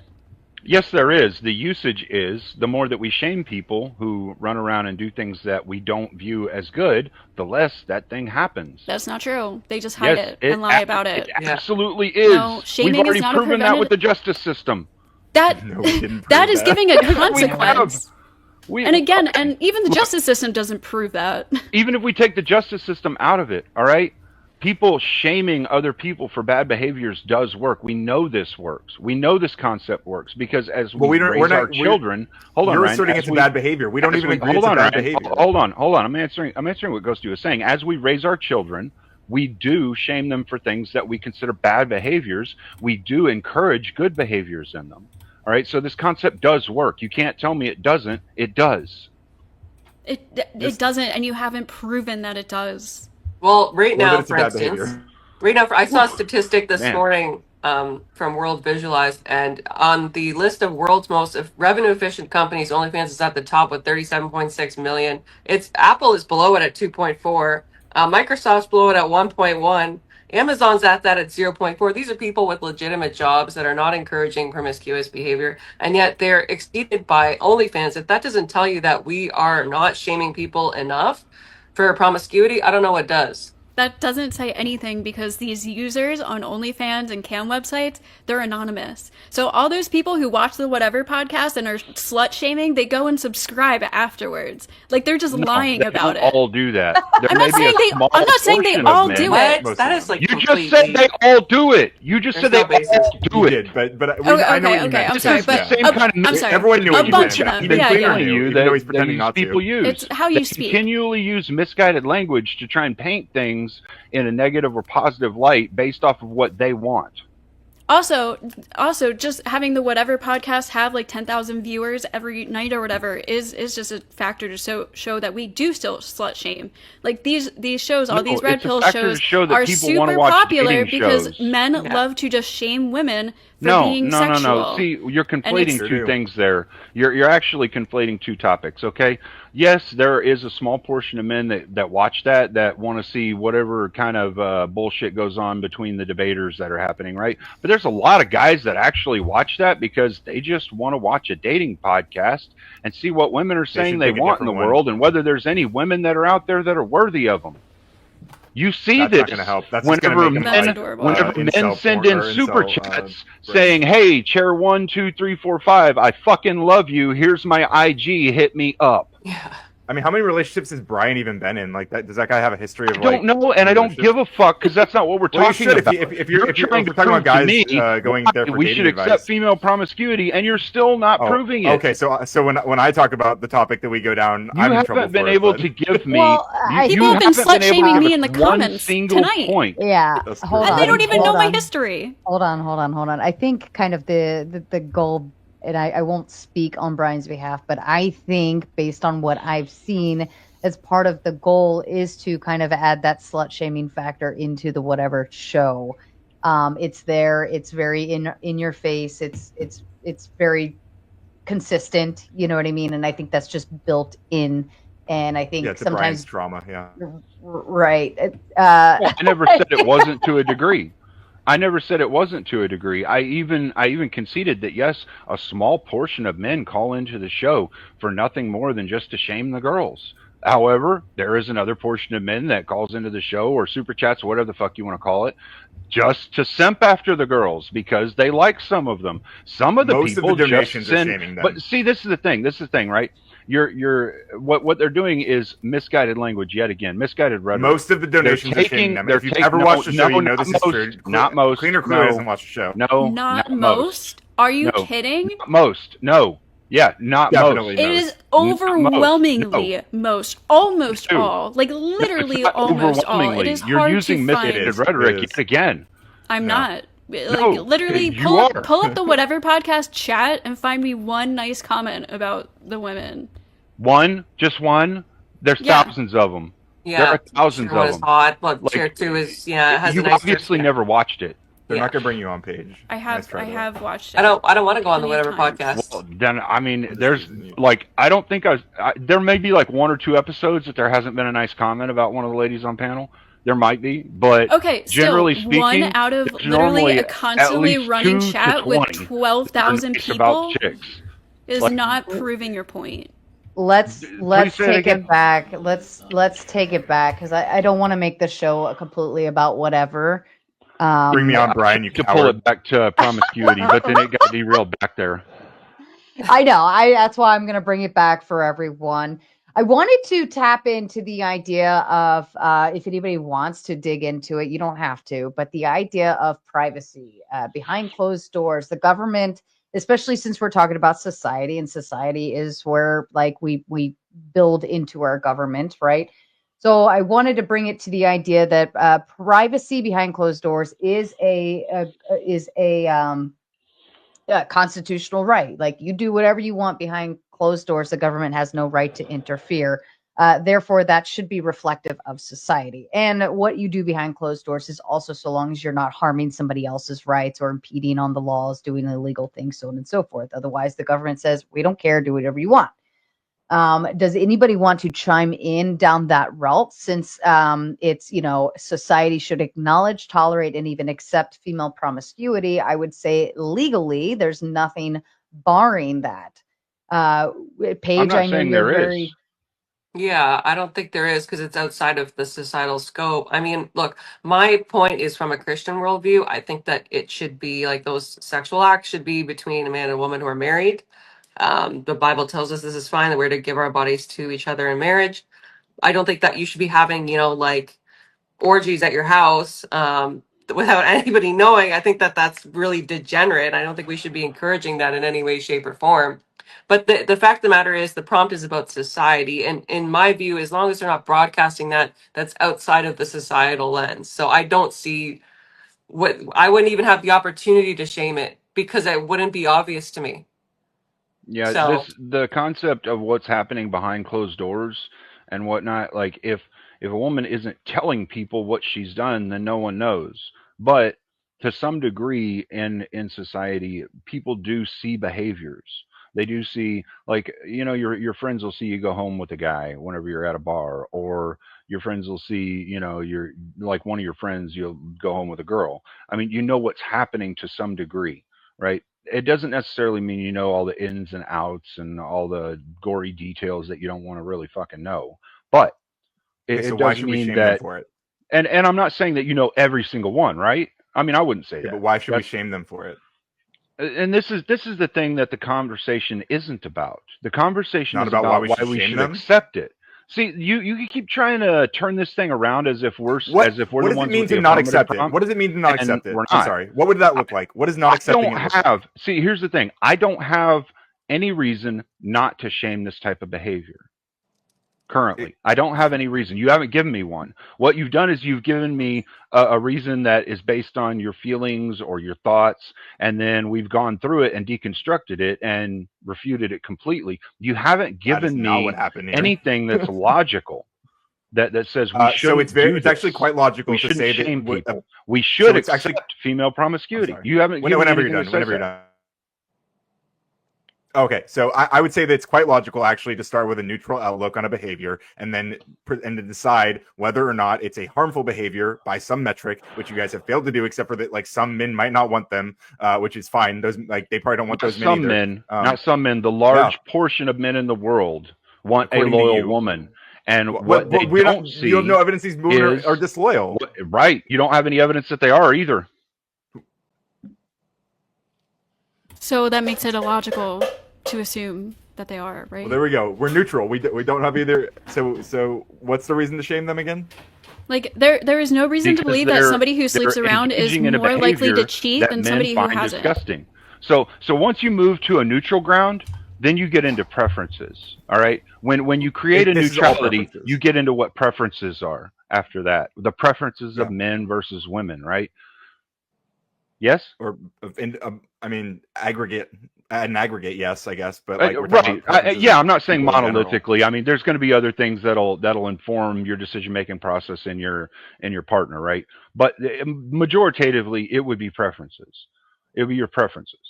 When you create a neutral, and our preference is that you shouldn't, right. And we have a lot of data. So this is what I'm saying. This is what I'm saying. All right. If you're saying, okay, so you've not got any proof that she's not loyal.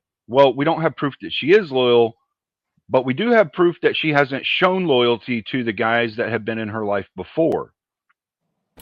Because she didn't need to. There was she wasn't in a position where she should be loyal. That's the thing, okay? When we're so talking that's illogical to assume that. Hold on. No, It's not illogical. It is, because It's she is not no more illogical to likely than a assume woman who has anything. only had a woman who's It's been in a not- monogamous it's not relationship illogical to to cheat. assume anything that there's evidence for.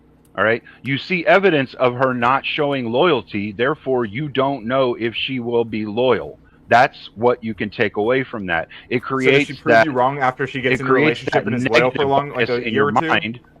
It definitely creates that negative bias in your mind where you're saying, all right, I've never seen her be loyal. In fact, I've seen her just use guys in the past, so how do I know she's going to be loyal? You can also say this about a Okay. virgin, somebody who's never No, had a you can't, boyfriend. because No, if you she's have never you had- have if you she's have never no had sex proof with to a guy show and that she she's hasn't been been promiscuous you with have a no guy, then you proof. don't see her using men. Excuse me, you have no proof to show that she's been You loyal can or excuse yourself all disloyal you want. to men. Hold on, cleaner, because you are becoming a little interruptive.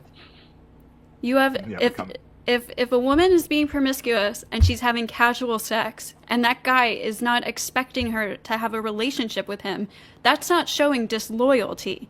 So if you want to say, oh, well, she's never had a boyfriend or something, so we don't know if she's going to cheat on me, you could say that about a girl who has never had a boyfriend or who has never had sex. You don't have a resume, I guess, to show you proof of her loyalty. So there's no truth that past behavior informs current decisions or future decisions? The past behavior of having sex with people who you don't owe loyalty to doesn't inform a future decision of whether she will show loyalty to That's a literally boyfriend. the saying, like, oh, honey, I used to sleep around every Tuesday and Sunday, but no, for you, it's going to be only you, babe. Love you so much. Yeah, you can definitely do that.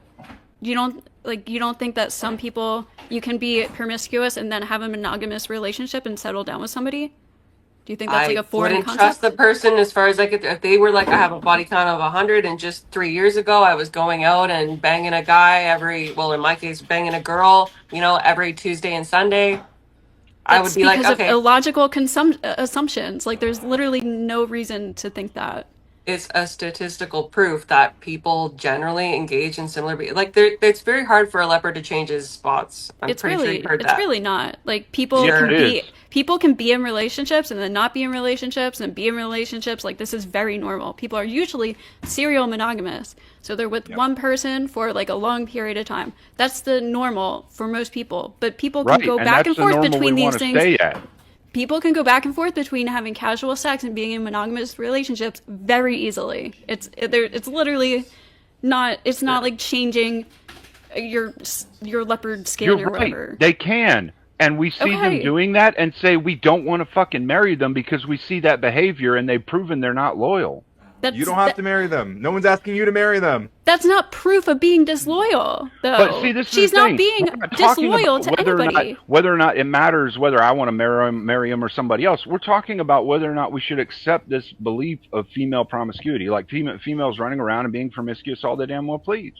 And I'm telling you that men, generally speaking, do not want women who are not loyal, who have not shown that they can be loyal in some way, who have not engaged in this promiscuous type behavior for a long-term relationship. They don't want that.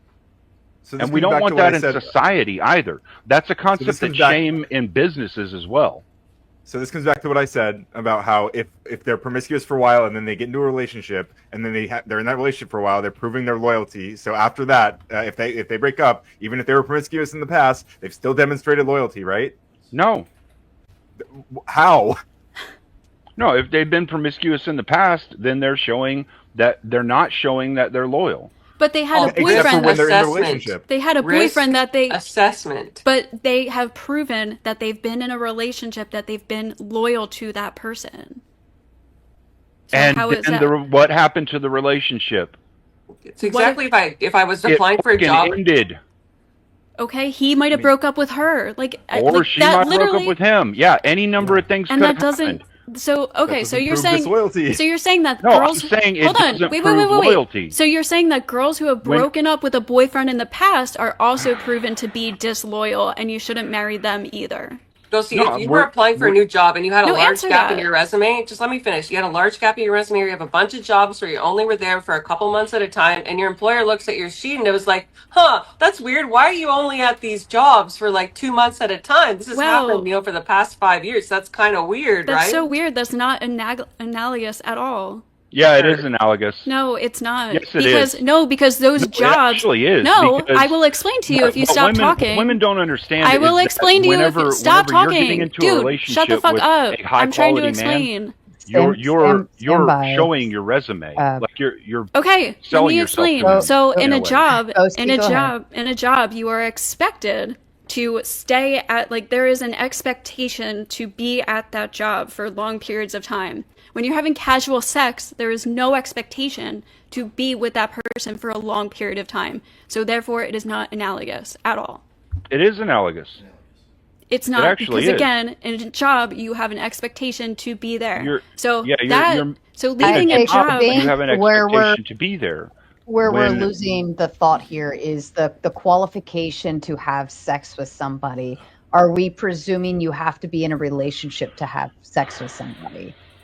Like that is the standard bare minimum in order to have sex. And if so, does it have to be a long-term relationship?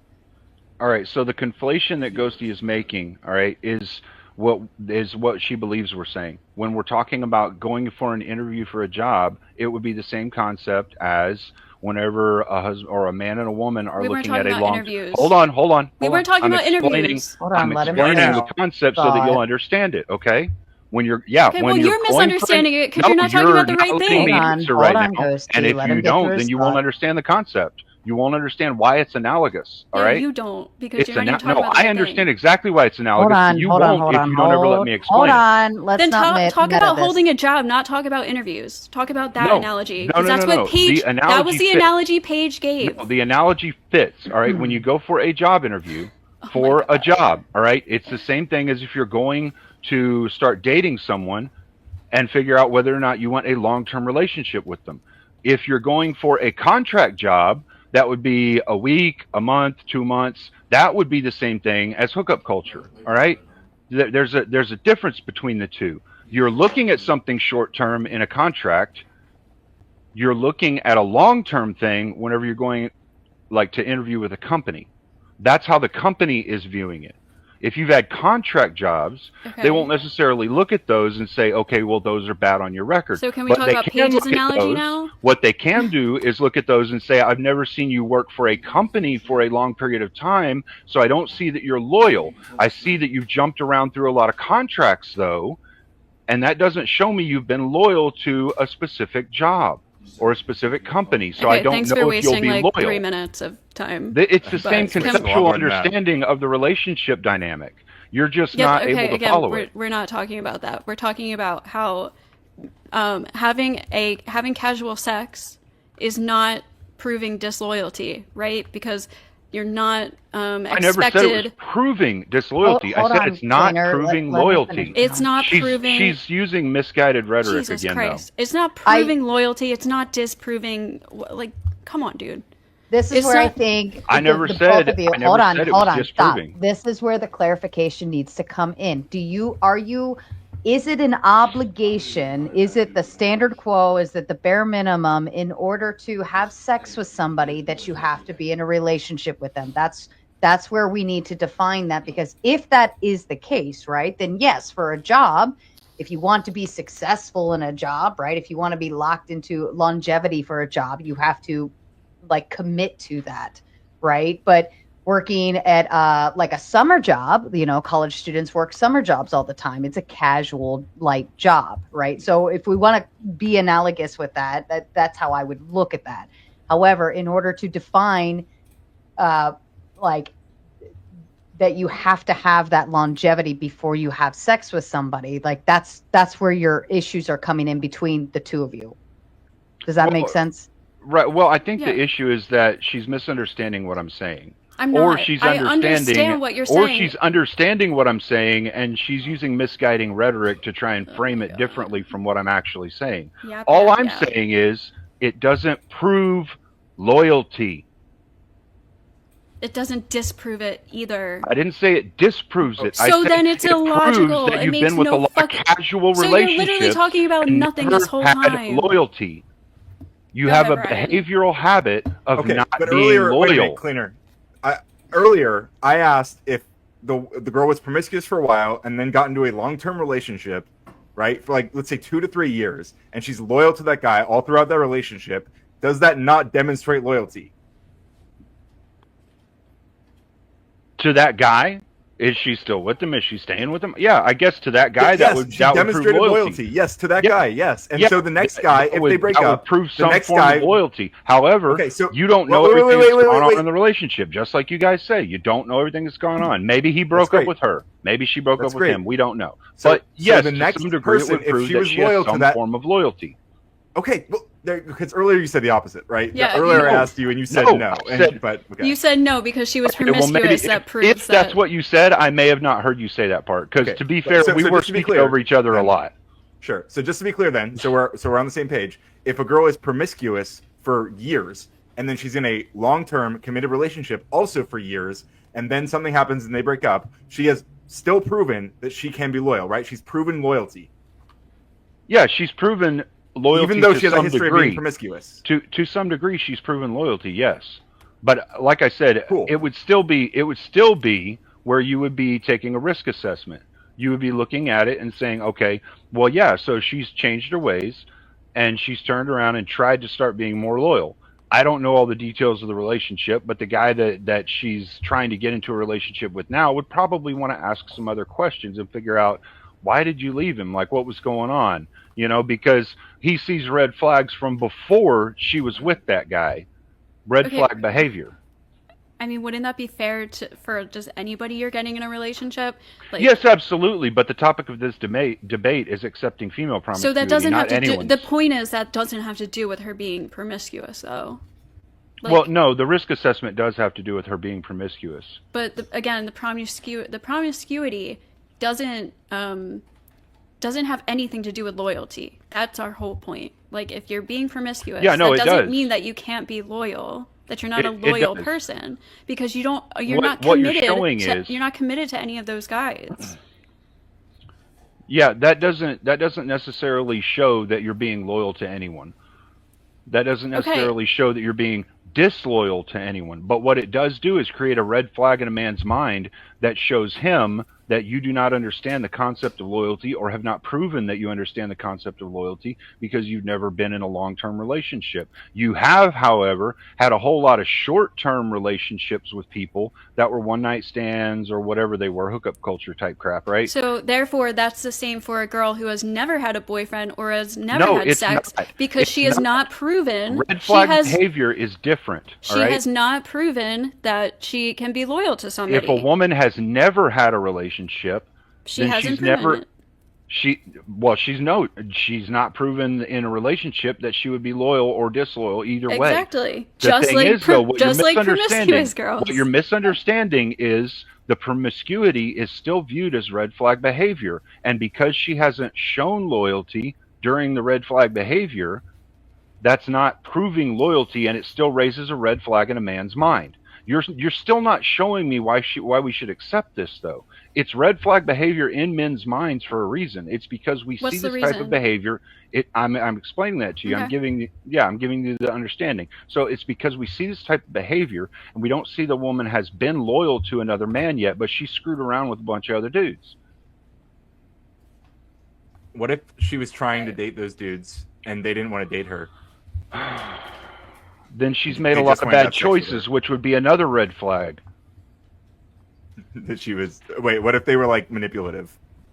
Then she's made bad choices, which would be another red flag. By being manipulated, yeah. So if you're 17 and you get manipulated by, like, the first 3 guys you date, it's like, oh, God. Yeah, that's a possibility, yeah. It is a possibility. I'm not saying that in a monolith, not the guys that we see that it's always that way. What I'm saying is, yes, generally speaking, most people would view that as negative behavior, that you had made a bad choice. You had put yourself in a shitty situation. You had done something you shouldn't have done. Like, why would you swim out into the middle of shark-infested water when you have a cut or are on your period? Well, That's she's stupid. 17 and she was manipulated, so she thought he was going to stay. Yeah, you're creating a very hyper-specific situation. This is very common, though. Very common. It's not very common. Very common would be 51% It really of is. the It's population. very common for boys too to It's be not very manipulated by common. girls when they're young. Like people. Yeah, no, I don't disagree People have that bad children can dating be manipulated. It's very I common don't disagree to have with that bad at all. dating What I'm saying experiences is, in your early life. what you're talking about being manipulated into something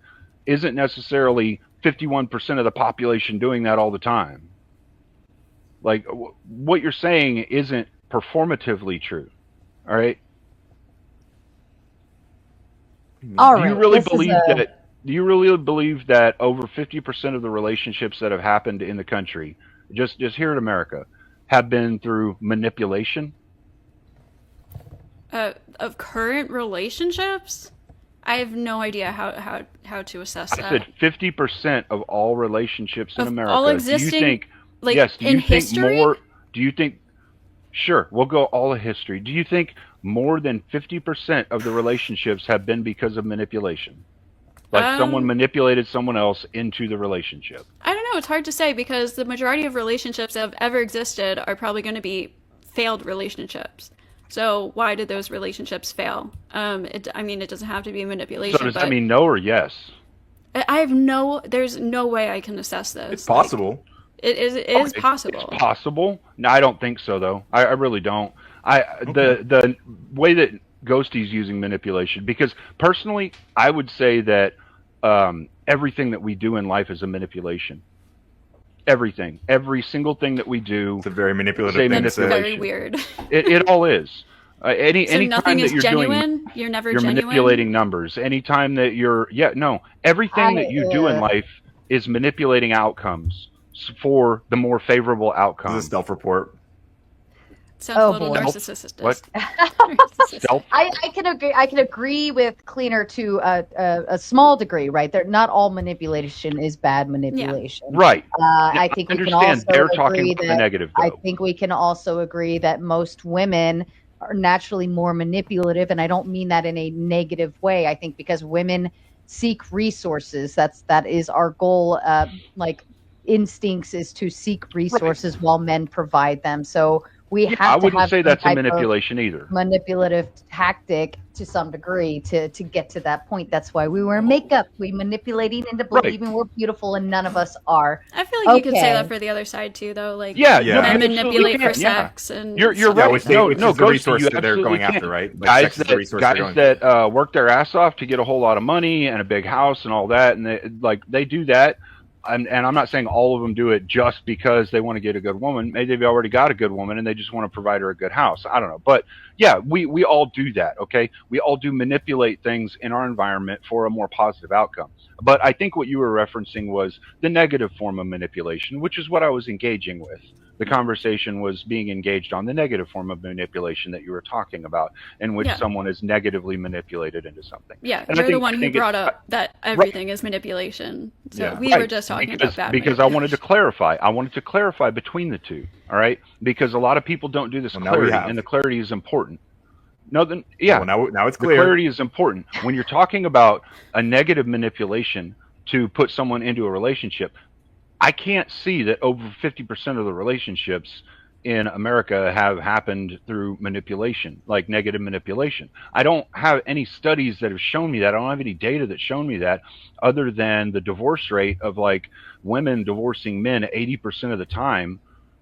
I don't really see anything else that would like lead me in some direction to think that maybe there's a performative percentage that is going on, or a strong correlative percentage that's going on. Right? You see what I'm saying? I don't see how you can That's why I say said it's you have impossible over for me to 50% of assess the relationship. that. Yeah, but we I both said said we can't. We don't. it's possible. And see, this is why I said the language you were using earlier was misguiding. No, that's all why right? you're. When you That's why say- you've been when you doing this say entire most, time. when Ryan said most earlier. Most would be over 50%. Most would be very close to like 80, 90% would be most. I think he gave an example. No, he said most. He said Wait, most. I said, no, I that's said not most? true. Most relationships are not manipulative.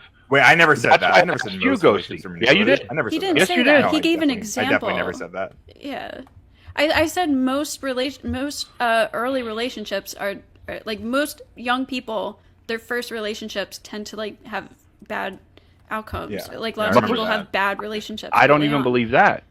I don't even believe most of them tend to have bad outcomes. Because I mean, I don't you're have learning a lot in your early I dating don't have experience. I don't have You any get data played to around show it. me that like people's first relationships are necessarily 51% of the time bad. Okay, do you need like data for every single thing? Like, can you just use life experience or just like, you know? No, what I mean? I wouldn't use life experience when we're talking about 350 million people because my life experience can only touch so many people, which You would can not use common be sense. 350 million. You can use common sense and life experience because data can't prove every single aspect of life. You're right. You can use common sense. Yeah. Men commonsensically understand that promiscuous women have not proven they're loyal, and you are still not showing me why I should accept female promiscuity as being a positive thing or even a neutral thing when almost like the vast majority of men would say that it's negative. Yeah, I would say it starts at neutral. It starts at neutral. Like any phenomenon starts neutral, and then you evaluate that Still phenomenon. not neutral, though. It's not I'm even sorry, neutral. I thought I was talking for the first time in a while. So you would evaluate a phenomenon It's and not look neutral. at the outcomes. And okay, well, it starts neutral, and you're saying it's not neutral. So you need to demonstrate why it's not neutral. No, society right now views Which you have it. failed to do You've consistently. already conceded that society views it as a negative behavior. No, I've conceded that people in society do, but not all society. No, I don't think so. I didn't say all. You're using misguiding language again. I'm not saying I was all saying people I in don't think society. majority I'm speaking necessarily, generally. Our social construction is to shame promiscuity. Yeah, It's a shameful the behavior. people who I think that's a shame learned tend to behavior. cause harm. Yeah. Oh my god.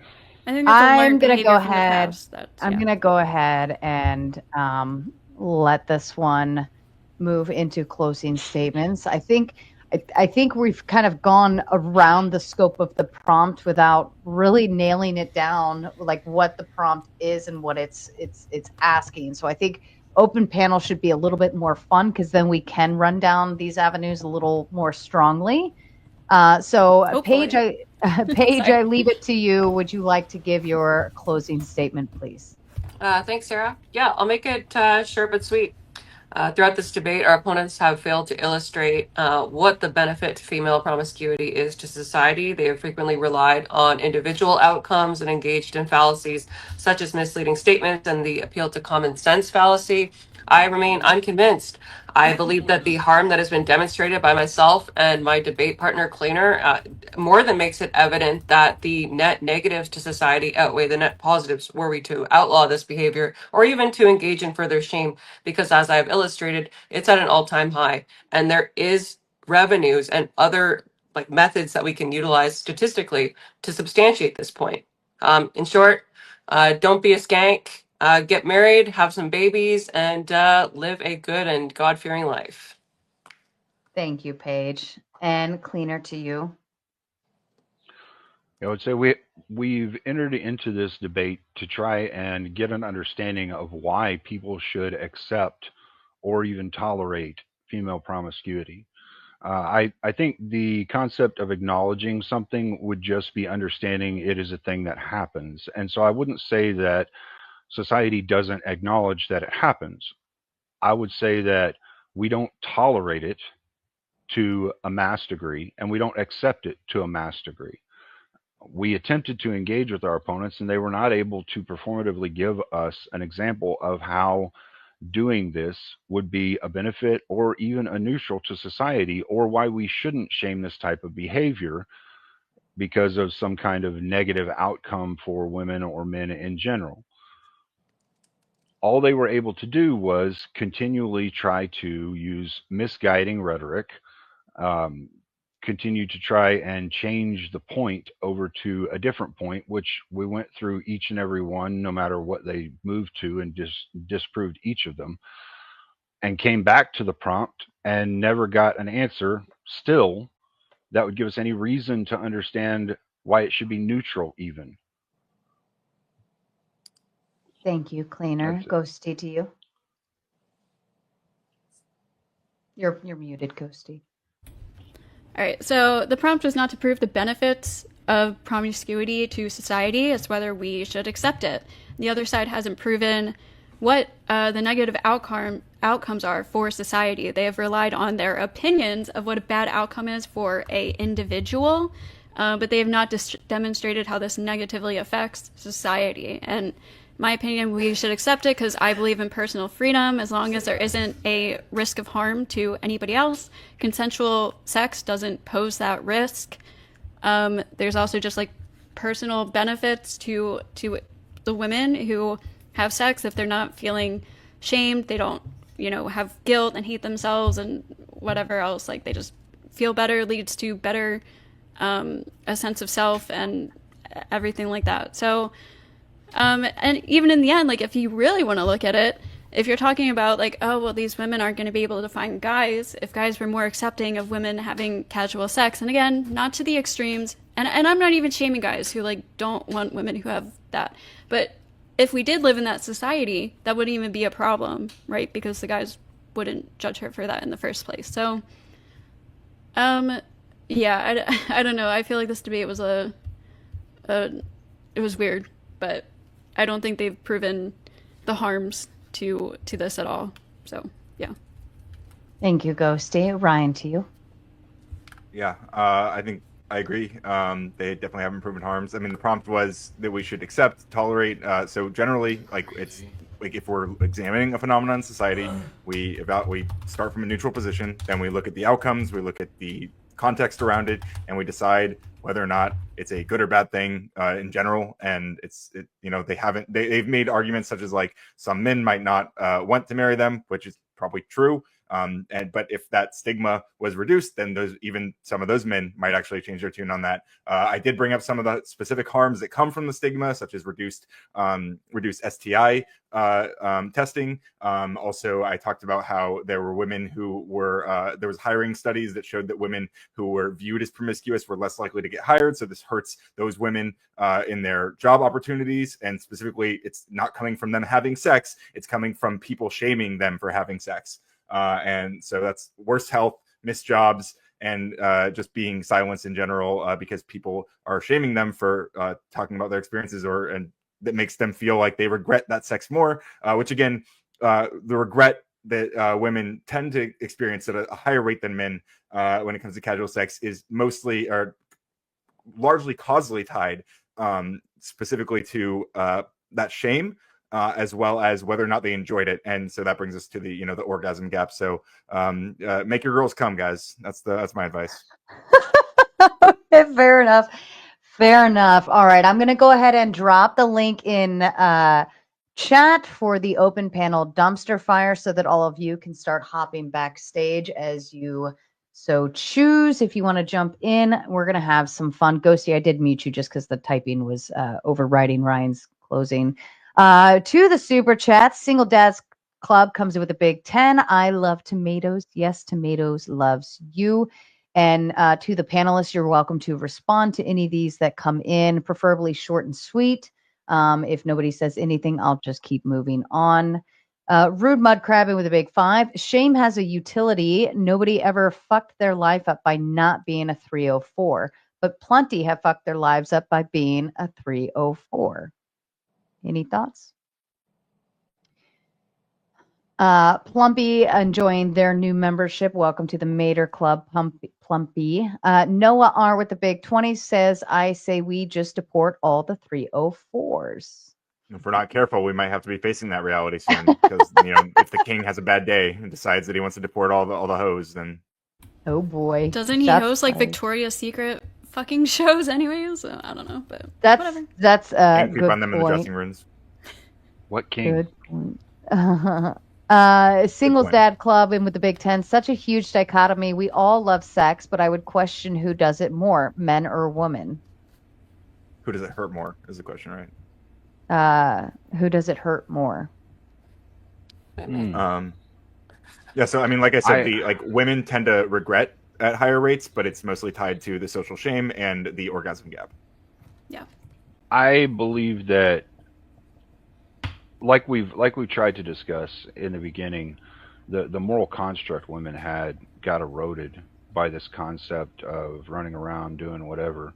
It devalued them in men's view and in other women's view. And so I think it hurt women more, because now we're at a point where women don't have the moral high ground. when they used to have the moral high ground and they knew something bad was happening in a community, they could say, hey, I think something bad's happening over there. Can you go check into it, Ted? If their husband's name was Ted, right? And Ted would go over and say, hey, man, are you guys okay over here? What's going on? You know, they don't have that anymore, though. And most of the time, husbands will even just be like, it's none of our fucking business. I'm not going to do it. Again, you're just calling something bad because it's bad. You're not giving any reason why it's bad, but that's been pretty much the whole debate. So, yeah. No, I've given you tons of reasons throughout this. I've even refuted, like, Paige and I have refuted every point that you tried to make on why shaming it is a bad thing. The thing that you haven't done is given us a reason why we shouldn't shame it. And that's what we've asked you for. And I really did hope that you actually had a reason, because I'd like to hear a really good one. I haven't heard one yet. There's no reason to shame it. That's our point. There is well, and that's not necessarily the prompt. The prompt is to acknowledge, tolerate, and accept, right? If we said shame, then it would be a different story. But their prompt to defend is acknowledge, tolerate, and accept, and that would be the same as heavyweight people. Like, we should acknowledge, tolerate, and accept them, right? Do we accept them still as people? Do we accept them, you know, like, and it doesn't mean what it means is we don't reject them as people. That would be your stance, why we should reject it, why we should not tolerate it, and why we should not acknowledge that they are, that they're, you know, people. Yeah. Well, Sarah, the opposite of that is shaming. Like, if we're not tolerating and accepting it, then we're shaming, we're discouraging, right? So that's where we're coming from. And like, during this debate, I did try to bring it back to getting them to give us a reason, but we also, Paige and I did also engage in the shaming concept, you know, like refuting why they were saying shaming was bad, even though that wasn't the prompt and that wasn't where we should go. I knew they'd want to take it there. And so we engaged in that a bit, right? But we didn't get from their side a positive engagement on why it should be a neutral thing. Like, why we should just accept it in society. Why would it be a positive thing? Why would promiscuity be a positive thing? You're not giving me a reason that's performative, or that we could even say would be a general understanding. Like, I'm really forgiving in this. I'm willing to say, if you could show us something that would actually be a common sense reason, or a general thing where you could say it would be good for women in some way, I think it's actually on I would you say, okay, that would be cool.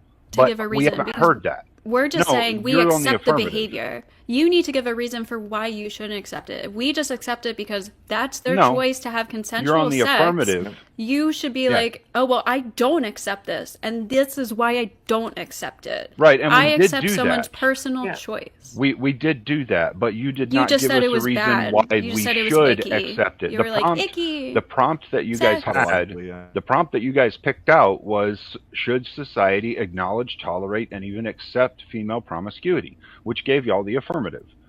So that would mean that you should be giving us a reason for why we should. We should be picking holes in it, which we did constantly. And you didn't give us a reason that was a neutral or a positive for why we should accept it. Kazumi with the big 5 says, unwanted babies and STDs are the bad things. I agree. Those are problems that can come from promiscuity. And if they had talked more about those things, then they might have made a more compelling case. We did. Vibe in with the big 10 says, females are not promiscuous by nature. However, what the left is pushing is that they should go against nature. That's hilarious, Vibe. That's actually crazy that he brought that specific thing up, because at the Seneca Falls Convention in 1848, feminists at that time were fighting the hypersexuality and objectification of women. Of men doing it. No, listen, they were, hold on. They were fighting it between men and women both, because they were fighting the anti-suffragettes as well as men, all right? They were fighting both, saying that the hypersexuality shouldn't be happening, but that if it happens, it will be objectifying women. Also, the objectification that they believed men had at the time was wrong. Okay. Rude Mud Crabbing with a big 5. Do people think that promiscuity isn't also bad for men, or do we ignore it due to women control the sexual marketplace trope? Oh no, I agree. It's bad for men as well. That just wasn't the I would prompt, agree it's that's neutral. I would also say it's neutral for men, and it can be bad and it can be good, especially if it's happening if it doesn't align with their own preferences. If it's done responsibly, consensually, safely, then I have no reason not to accept somebody's personal choices that aren't hurting anybody else. Typical liberal assumption is that to say it's neutral, because if you had to admit that it was wrong, then you have to admit that you shouldn't be doing it, and then we would be right. So that would be a hard position to take, wouldn't it? It's not about admitting it because we don't believe that. So it's kind of silly to say, but okay. Yeah, if we thought it was bad inherently, then yeah, we would have to say that it's bad. Thanks, Paige. Yeah, no problem. Just explaining, just common sense, just basic logic here. Yeah, great. Single Dads Club with the Big 10. Yeah, but all of you are missing the cycle year by year. There's new women that become legal age every year. New product. Shots fired. I hate it. I really hate it whenever people refer to other people as things, as products like that. I don't necessarily disagree with the rest of what you're saying, Single Dads Club, but that's for guys in that age group. Didn't you say that when you said that men think of women as sexual objects when they have casual sex? I said women are pushing themselves to be believed, or looked at as sexual objects whenever they're engaging in that. By men, yes, by men. Oh. Okay. When you advertise something as something, people see it as the thing you're advertising it as. Like if I advertise a candy bar as a candy bar with no nuts, but it has nuts in it, people go to buy it because they think it has no nuts. But they bite into it, lo and behold, it's got fucking nuts. Yeah, having sex with somebody doesn't mean you have to objectify them. I advertised it and people view it as something without nuts until they buy it. Okay, and that is their problem. This is exactly what we're fighting against. Well, then why are you running around being promiscuous? If you don't want to be objectified, then don't sell yourself as just a sex object. Sell yourself as something She's more. just having sex because she wants to. She's not saying, hey, I'm just a sex object and that's why I'm having sex. She's just having sex. Understand that's what she's doing. She does understand. We're fighting against the shaming. Necessarily mean that they're not doing that. We are on the side of fighting against the shaming and objectification of women who freely have sex. That's what we're doing. You can't tell me that she's doing that regularly. It's not informing who she is, or it's not an integral part of her personality. It doesn't have to be a part of her personality. I mean, if you like to have sex, you like to have sex. Like, that doesn't make you a sex object. That's a part of your personality. That doesn't make you a sex object. If you like having sex with random guys, that is a part of your personality. How is it not? I mean, it doesn't inform on your behavior. You're literally saying that she has no personality if that's all she's doing. It doesn't inform on your behavior any further than you like to have sex. That she's objectified. No, but you even are in those encounters, you're even in those encounters, they don't have to be objectification. Like even a one night stand, you don't have to be objectifying each other. Like that's like you might think so, like, but that sounds like it maybe from personal experience. When you have sex with someone one time, you are only objectifying them, but like it doesn't have to be like that, dude. That's what we're saying. Yeah, I would say category 2 women put themselves in category 2, and men understand who they are. That's what I would say to that. I think women come in a lot more categories than 2. Rude Mud Crab says with a big 5, the conservatives went with but what was she wearing defense? It was super ineffective. I thought that was as well, because if that's the direction we go, then even at that, like, bikinis would just mean every woman that wears a bikini is a hoe. So I think we have to be mindful how we say that. And I mean, right. I know complete virgins that slay in a little black dress, but some would deem that as being, but some would deem a little black dress as a hoish outfit, right? So is it coochie length? Is it like just covering a the little coochie? black dress, a little black? Well, no coochies are out because obviously they can't be out, right? She could have as much cleavage as she wants. That doesn't mean she's sleeping with somebody that night. Like, I've seen some pretty slutty outfits, especially like with celebrities, where they've got literally just like a piece of fabric covering the boobs. Pasties?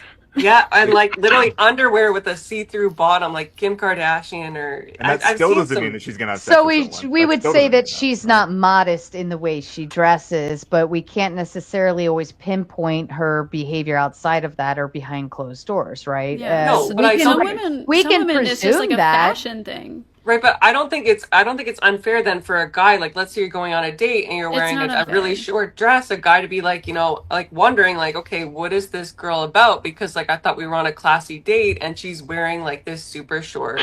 Well, Then in that's all fine. fairness, you guys were talking about club clothes. Yeah. Not right, date. and that's why I was saying the context of what he's saying matters. When like we ask, hey, what was she wearing when she went to that club? We're talking about the club itself, not a girl going to a beach in a bikini, you know? Like, I mean, I'm a rational man. I can understand a girl wants to go to a beach, she wants to get a tan, she wants to hang out in a bikini, whatever. What do you think the temperature is inside a club? When you're dancing. It's not always the same. Some With of them are sweaty hotter, people some of them everywhere. are cooler. Actually, if you're in Vegas, some clubs you do wear a bikini too. I mean, it just depends on where you're going, what you're doing. I don't know. I think, I mean, technically we're on the beach or at the swimming pool in our underwear. You know what I mean? And I think that we can. I don't know if we can always judge a book by its cover. I think modesty is appealing, but I don't know if it always is. I mean, I know girls that will go out to the bars in sweatpants and still be total hoe bags. So yeah, for real, exactly. Like, to be fair with that, though, Sarah, what we're trying to explain here is the concept of not getting past the cover of the book, because the cover of the book is showing you bright, shiny shit that you want to see at the end of the night, and that's all you see until the next day you go home and you're like, I don't give a shit because it was shiny last night. Right? They're objectifying themselves. That's what we're saying. well, that's the men again. That's like- the men objectifying them. Like they're just trying to. No, have sex. it's the women putting them in the position to be objectified. It is the women objectifying But the men are themselves doing as the an advertisement objectifying. mechanism to get what they want from You just a said man it. The that men are night. doing the objectifying. We're just gonna go in circles, but the men are doing the objectifying. She's just trying Both to have are, casual is what I'm sex. saying. You did say that. all right, I'm saying both we'll are, move actually. on from it. Maybe somebody on panel will Sure. come in and add something to it. Singles Dad Club with the Big Ten. He's saying Me Too movement went too far and men are cautious now. Am I right? And I think I do agree with that statement. Yeah. I do agree. I mean, It's a little blown out That's of why a lot of proportion, men I have think, checked out of but- dating. Yeah. That's I think so some- silly. Like, come on. No, like, it's not. It's Listen, not you wrong, don't understand though. it. It's not wrong. You don't- What he's saying is grounded. Not saying that it's right, but he's not. I just think that shit gets blown way out of proportion. Like, guys are like, I can't talk to a girl because if I go up to her and say hi, she's gonna Me Too me. Like, I don't know. Girls That's have done cope, it. dude. That is Yeah. such cope. Girls have done it Sure, though, that's Ghosty. not. Again, you guys are talking about exceptions, happened, right? right? We're not Yeah, talking yeah, about exactly. the norms. There's Right, an right. But we're exception also if most talking people about listen. risk assessment. Yeah. And We're I also think that talking there's about also risk That's like assessment. saying if I talk Listen, to. hold That's on, like a hold on, girl hold on, saying hold if on, I hold on. talk to a guy, he's gonna rape me. Look. So therefore, I'm not I'm gonna going talk to give you to some any fair guys. room here on this, okay? Yeah. If we were talking about a guy getting his hand smacked or a guy getting just turned down for the night, guys have been putting up with that since the beginning of time, all right? We don't give a shit about that. It doesn't destroy us on a social level or have some guy shank us because some girl said that we did something we didn't do. what But if you did do it? because women can cry wolf and say, oh, this guy did X thing, that guy might disappear tomorrow. But Yeah, what if and that guy guys did? might- How society is constructed still. Guys might rape women, and women still talk to men. Men still talk to women, even though she might accuse him of Yes, something. Like, and this is men so still talk to stupid. women. I'm so not it's saying way all blown of out them. of proportion. I'm No. just saying, like, a lot of this is just so like No, so it's much Not risk really. bullying. assessment. It's Not risk really. All right, we'll assessment. save really that. is. That's all it is. It's just risk It's already assessment. been over 20 minutes, so I do want to be respectful of the panelists waiting backstage. So we'll just run through a few of these. Chuck in Tennessee says, with the Big Ten, I am the bacon and lettuce just waiting for the tomato.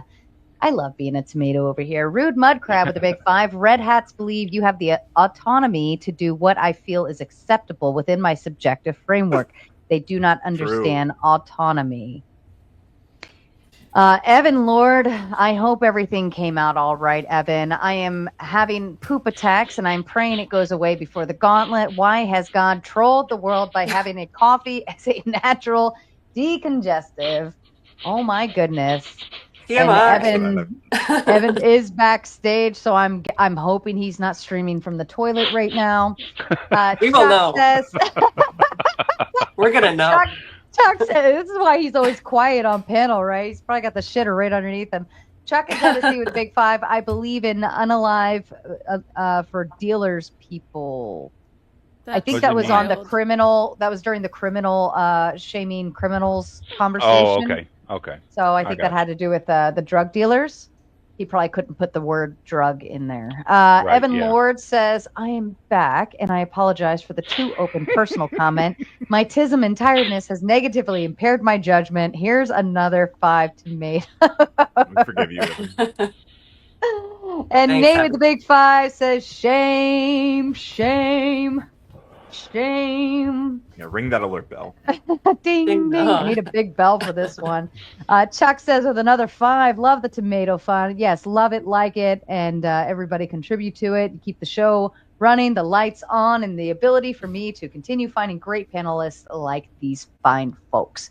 Chuck says with another 5, I see 3 females on panel. That is confirmed. Don't be nice, or don't be mean to Cleaner like that. Chuck says again, being loose means you don't value your body. Are you saying that one of the ladies on the panel doesn't look like a lady and they look like a dude instead, Ryan? Is that what you're saying? I was calling you a lady.